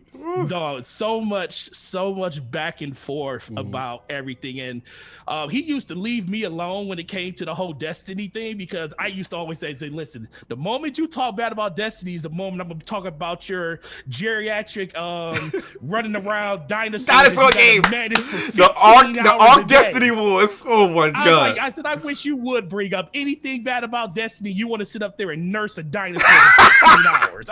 He left me alone when it came to Destiny, bro. Oh So my don't let me God. see you out here bad talking Destiny. You and Clouds can have y'all back and forth about this whole the Destiny killer stuff, but just make sure when you talk to me about it, you be respectful. Because you in that freaking dinosaur game is down. I don't even know what the heck this game. Shout out to because I did end up downloading. I was just like Addy was talking about earlier. Yep, Addict said it best. Reluctantly, I downloaded this game. He And as I'm indoctrinates you to play it. Yeah. No, I didn't get a chance to play with. That's the bad thing about it. Mm-hmm. But he finally got me to download the game. He gave me the pitch, just like he gave everybody else about, I said, whoa, you could literally just have like complete go against other clans in this game. Mm-hmm. Okay, I'm gonna download this game. And this is just when we get I just get the brand new Xbox Series X, and I'm already up here complaining that the hard drive space is only 800 gigs after the initial install. And I'm like, how much is this game gonna take? 132 gigs. You already cursing him on the way in. Yep. I'm not gonna play this game longer than 2 weeks. Why am I downloading this? Just download the game. Yep. All right, Dizzy, I'm about to download this game, and that was about 3 weeks ago. And it's very unfortunate I didn't get a chance to play with him in that ecosystem because I know how much he loved that part of his life, and really listening to people talk about why he probably gravitated to that because of his survival instincts of the type of person that he was and the things that he was battling. It was like, for him, that was like literally a game of life playing that type of game. And I think a lot of people just truly don't understand how we were so blessed as a community to have him as a part of our lives. Like I said, him taking the time, me and Slow-Mo, I know a lot of people, especially a lot of people in the chat, they know who we are, but we're in all reality, we're nobody. But Dizzy treated us like somebody. He treated us with a respect that nobody else truly did on the back end outside of the people that we know in this room or in this community. We had him on our show. He did a 4-hour live stream talking about the Game Awards, and Dizzy got a lot of stuff going on in his life. The fact that he was willing to spend, he was like, "Yo, how long do we got you for?" He said, "Yo, just however long you want to be. Hey, I'll be here as long as y'all need me." I was like, "Bet." It's like, I'm just happy I was able to spend that moment with him. Yeah, because it just proved to me that in the end, the specialness of every person every individual is something we need to cherish. And I'm just heartbroken for his family. Yeah. Because I have 2 little kids, I have a wife, and trust me, me going through this whole COVID situation over the last couple of weeks, it scared me. It scared me to the bottom of my soul, knowing that, make sure you're taking care of this and make sure you're taking care of that, because I'm not the type of person that's going to reach out and just tell everybody what's going on, because I don't feel like I want to burden people. And I know that's how Dizzy felt about his situation. He just wanted people to know, like, hey, I'm here. If I'm here talking to you, then everything is fine. Yeah. And that's the one thing that I'm going to miss the most about him. So I'm just happy that these stories are something that everybody could just resonate with, because overall he meant so much to so many different people in so many different ways. It's not one thing that Dizzy did that made people feel like, that's just how Dizzy is. It was it's a multitude of things, from the people that he knew in his personal life to people that he only knew for 6 months. And I only know Dizzy for about a good 2 years. And the 2 years I spent with Dizzy is 2 years that I will literally and utterly not forget. And I'm just sad I didn't get a chance to shake that man's hand at some event coming up, like I was going to be able to do last year when all that was taken away from us when this whole thing started. So we would have all met. Ains, all of us. We would have all met that year. We were all if it wasn't for the meet, pandemic, Dizzy was coming. Dizzy said he said, "Cog, I'm ready to go." And that's the regret. I'm with you too here, brother. Because so that's the only thing I got to say. The one last thing I'll say is, everybody, this is only the beginning of everything for all of us. Dizzy's story isn't over by any means. We're all going to share everything that we need to share about Dizzy on a consistent basis all the time. and we're going to make sure that we celebrate the life of this man, not just today and tomorrow, but as long as we are just a part of this community and beyond. And just remember, we have to cherish the people that are here right now. Guard the people that are closest to you right now, because as much as this sucks right now, there's other people out there in this community right now that we communicate on a day-to-day basis.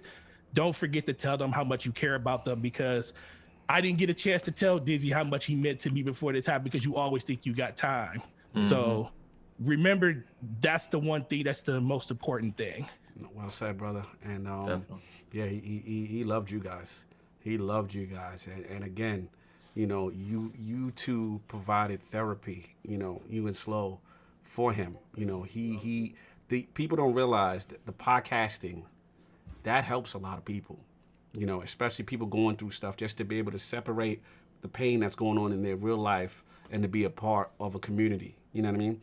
And I always remember him saying about you guys, you know, I got to get in there. I got to mess with them. You know what I'm saying? I got to get in there. But he loved the content, you know, and he didn't mess with anybody that he didn't respect. And he always had love for you, man. So I'm definitely glad you said what you said, because it resonated. It resonated for sure. I see my boy Jay Barry. I see you in there. You might be muted. I know he's a huge fan of you, brother. I remember the food talks and stuff, and it only right, you know what I'm saying, that you came and pulled up, man. So Jay Barry, man, talk about our brother, man. Can you guys hear me? Yeah, you crystal clear. Okay, cool. Yeah, sorry about that earlier. You know, I was in here earlier, but you know, work stuff, meetings, and all that jazz. But I was listening in the background, and it's just great to hear, you know, everybody's stories with Dizzy.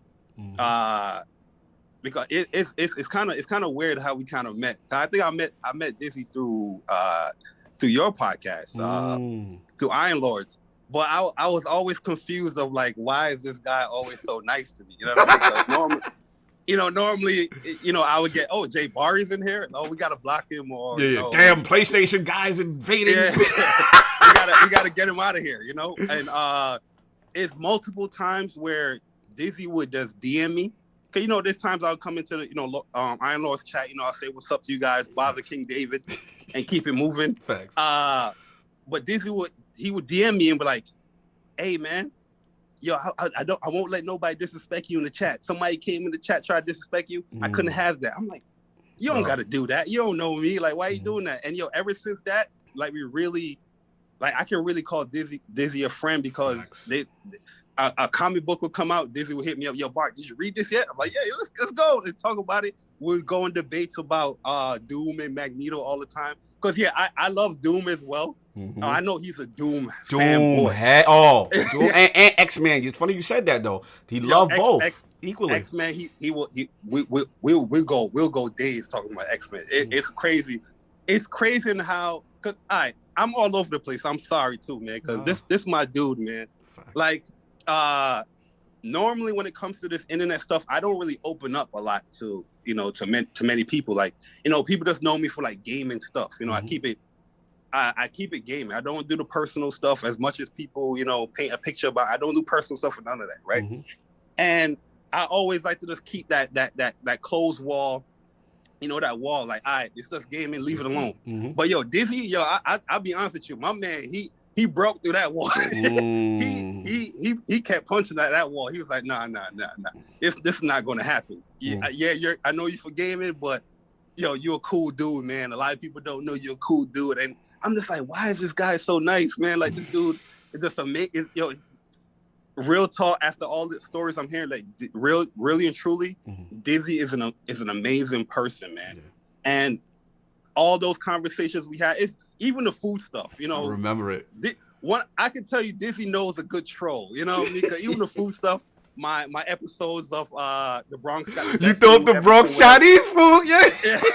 And he be on it. He quick to disparage any type of food positivity. If he felt his food or his region, whatever, was better, he had to come at you and let you know, no, Barry, that ain't it. Get to you. Yo, but the funny thing, like, yo, he knows, like, I'm messing around, I'm joking. Yeah. But he would come in. He was like, "No, you gotta come to Texas, get some real food." And yo, you know what's crazy? Like, Dizzy knew what I was joking, but yo, when it comes to the whole, you got to come over here and get some real food, like some real good food. Yo, he was serious about that. serious. He DM'd me about it as well. It's like, yo, Barry, when COVID is, you need to come over here. I'm like, yo, Dizzy, yo, it's crazy. Like, you know, somebody just meet on the internet for years upon years having conversations, and how cool you can get with him. Yeah, Dizzy was also like a great supporter of me. Like, he would always come in my chats. He supported something that a lot of people didn't even know that I do. His community, like with the online arcade. Yes. Like, Dizzy was always in the chats of the online. He's like, yeah, Jay Barry, I don't know what's going on, but this tournament is fire, yo. This tournament is hot. You know what I mean? Like, I'm enjoying while I'm watching. And he DM me, he's like, yo, I got some ideas for the online arcade. I think he definitely tried to improve it as far as like getting notoriety out there with your Discord, as like a fighting game segment. Yep, he and I was like, spearheaded yo, that. Yeah, like Dizzy, like, I agree 100%. When he wants to support you and when he really rocks at you, there's no stopping him from supporting you, man. And yes, he definitely did try to make me play Ark. Oh, he got you too. Yo, he definitely got you on that damn Ark. Play Ark, man.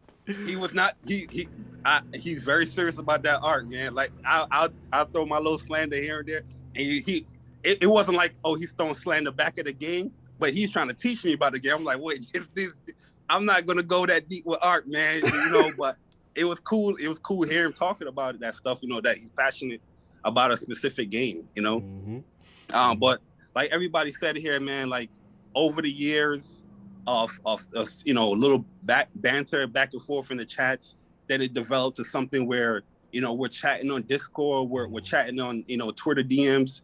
You know, like I said, I can really look at him like as that person that he's a friend. It was just more about, it was more than just gaming.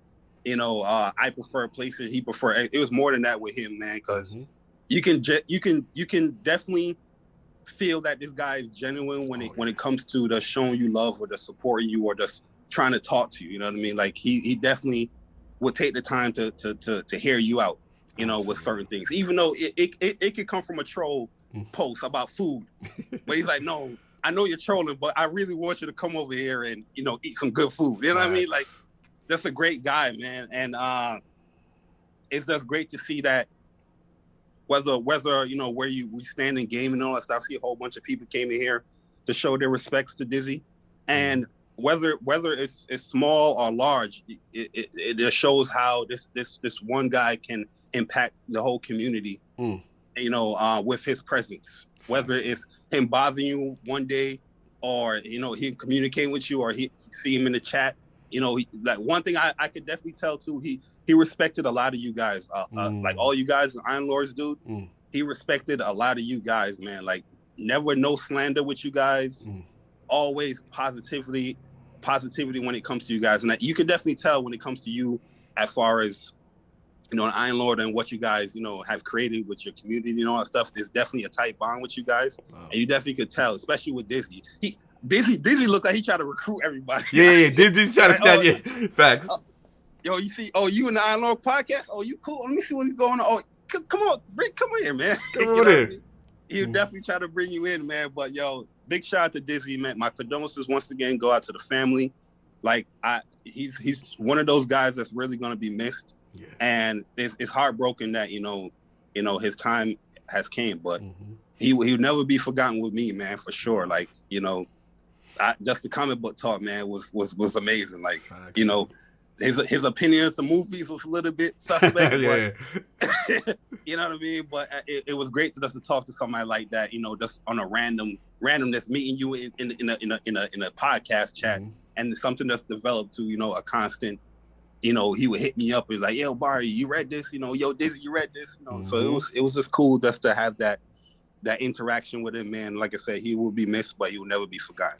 Well said, brother. And I had to send the invite to you, you know, because you know, one thing people forget on Twitter and, you know, a lot of this console war and stuff, it get a little too deep for certain people, but Dizzy proved, you know, that he brought people together. You know what I mean? And you guys, in my opinion, technically in gaming talk, you guys are like the odd couple, right? You guys are not supposed to be like, you know, as far as Sure. allegiances and what you like favorite wise, console and gaming and comics and all that stuff. But it just goes. And I used to watch you guys banter, and I would smile and laugh, you know, because you guys would go funny, playfully, you know what I'm saying? Go at it and stuff like that. But I saw it was a true bond. It was a true bond that you guys have, and I'm glad you said those stories too, because again, it shows the type of person he is. You know, it goes to show you what's really important. You know what I'm saying, in life. And yeah, man, that yeah. was my dude. Like when I saw that news, yo, Cog, no lie, man. Like I shut down. Like I turned off Twitter. I turned off everything. I was just like, yo, no way. Like it like I knew that he had cancer. He didn't outright just told me that he had it. I think I found out through. I forgot. I forgot whose stream it was. Where they did like it was like a get together kind of stream, and I saw it on like Twitter. You know, helping out Dizzy and all that stuff. Probably Wilmy and Boom. Yeah. Yeah. So so I saw that through that, but he never really like brought that stuff up to me. With all the conversations that we had, like he never once brought up cancer or anything like that. Anything that he's feeling a certain type of way. Like it was just always like. This is me and Jay Barry moment. We're gonna talk about comics and you know, movies and, you know, video games and stuff like that. You know, we're just gonna chat it out, you know, and just to find out that, you know, he did have cancer and the whole COVID stuff and all that. Yeah, like I agree with everybody, man. This dude he was a strong guy. Yeah. You know, that's not an easy thing to just, you know, negate or just to put in the back burner. But he was doing that, I guess, for everybody else's well-being rather than himself. Selfless. So, yeah, you know, it's great characteristics that this guy had, man. Like I said, he'd be missed, man. That was my dude, man, for real. Like for sure. It hurts. That was my dude, man. Yeah, man. I want to thank everybody that came out today, because this was special. It was special to see everybody pull up, you know, celebrate the life of our brother. He touched us in so many ways, and to see the gaming community come through, I see the chat, I see everybody online, everybody's personal story, that it just hit different, and we were all hurting, but at the same time, it's good to see how much he touched people, and we're gonna keep his memory alive. He's never, this is not the end. We're gonna promote his mission. We're gonna support his wife, his beautiful child, you know, and I want to thank you guys again, everybody here, you know, that took the time, even if it was for a minute, if you just, you know, said a few words, even if you wasn't on the Zoom itself and you're in the chat and you said a few words, you know, it meant a lot to see it. And this is the time I'm very proud of the gaming community. I didn't know how it was going to go, you know, and this was something that I was not looking forward to. But one thing I will say is that, you know, I was very conflicted on IOP this week. And I didn't think it was appropriate, personally. And I spoke to Rose, and she said he would be furious if you canceled IOP. And when I thought about it, I said, you know what, she's right, because at the end of the day, IOP and all the podcasts that he's been a part of, that everyone either is a host here or whatever, this was his therapy to get through what he was getting through, right? And he always told me, he's like, Cog, you guys provide something for the community. Don't stop. Don't stop. Continue it on. So I said, you know what? Let's give him his own day, which is today, which is separate. And things could continue. The same thing. Shout out to Ebontis with Last Word. He would pop up in there to slander Destiny, of course. And, you know, but he was just, man, he was something special. He was funny. We love him, you know what I'm saying? Again, salute to his family, his friends, everyone that pulled up. I mean, we're going to immortalize him in many ways. You're never going to not hear that name. But again, I want to thank everybody that came out. Tremendous. Again, last thing I'll say, the link, again, the super chats were great. We appreciate it. There's a link at the top. However, we would prefer, which was the GoFundMe link. So that goes directly to the family. The services are officially tomorrow when you saw these guys on. But again, this was a special turnout, man. And thank you again. Thank everyone. Again, the entire gaming community. This was something special. So what I'm gonna do to get us out of here, again, Gaming Behind the Box, salute them. They put together a nice video that we played earlier, you know, tributing our brother, saluting him. So we'll play that. And again, salute. I love you, Dizzy. Never forgotten, brother. Never forgotten. Iron Lord for life. You already know. Love. Welcome back to the next episode of After Hours. It is May the 3rd of 2017, and we have things to talk about as well as drinks to drink down. It's not just regular coffee, I swear. There's O'Hare's.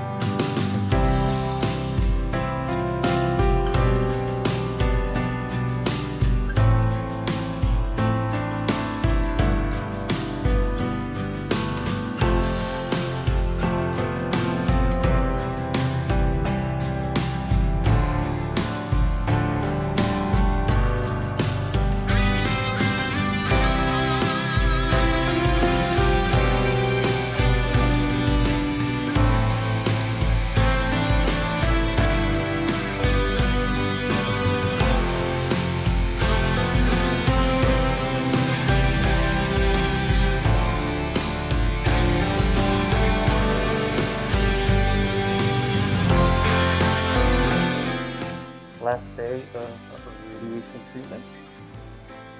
Just finished it up right now. Heading on out. Wanted to give kind of a shout out to a few people out there. Starting with, of course, every Sunday, Iron Lords. Especially to my boy Cognito and King David. All the support you guys throwing behind that. Of course, Lord Saab and Attic. Of course, everybody over there at LogNet. Editor Josh Redding. Editing staff Nick. Writers Hector. Site manager Hyde. Wanted to give another shout out to, of course, Wilmy. From Wilmy over to Mr. Boomstick. Thank you for everything you guys have done. Bringing on Rand and, of course, Quick to do all that stuff. Take this down. Lamb for the podcast. Shout out to you guys at the Shop Podcast. Special shout out to the wife. Of course, Broken Games over there at Weapon Wheel, bringing me on. And there's a lot of other people to shout out and everything, you know, especially out there on the Twitterverse. Of course, over at Season Gaming for all the support thrown back there. Just wanted to thank y'all for all the support you've done. And on to the next up. One down. Thank you.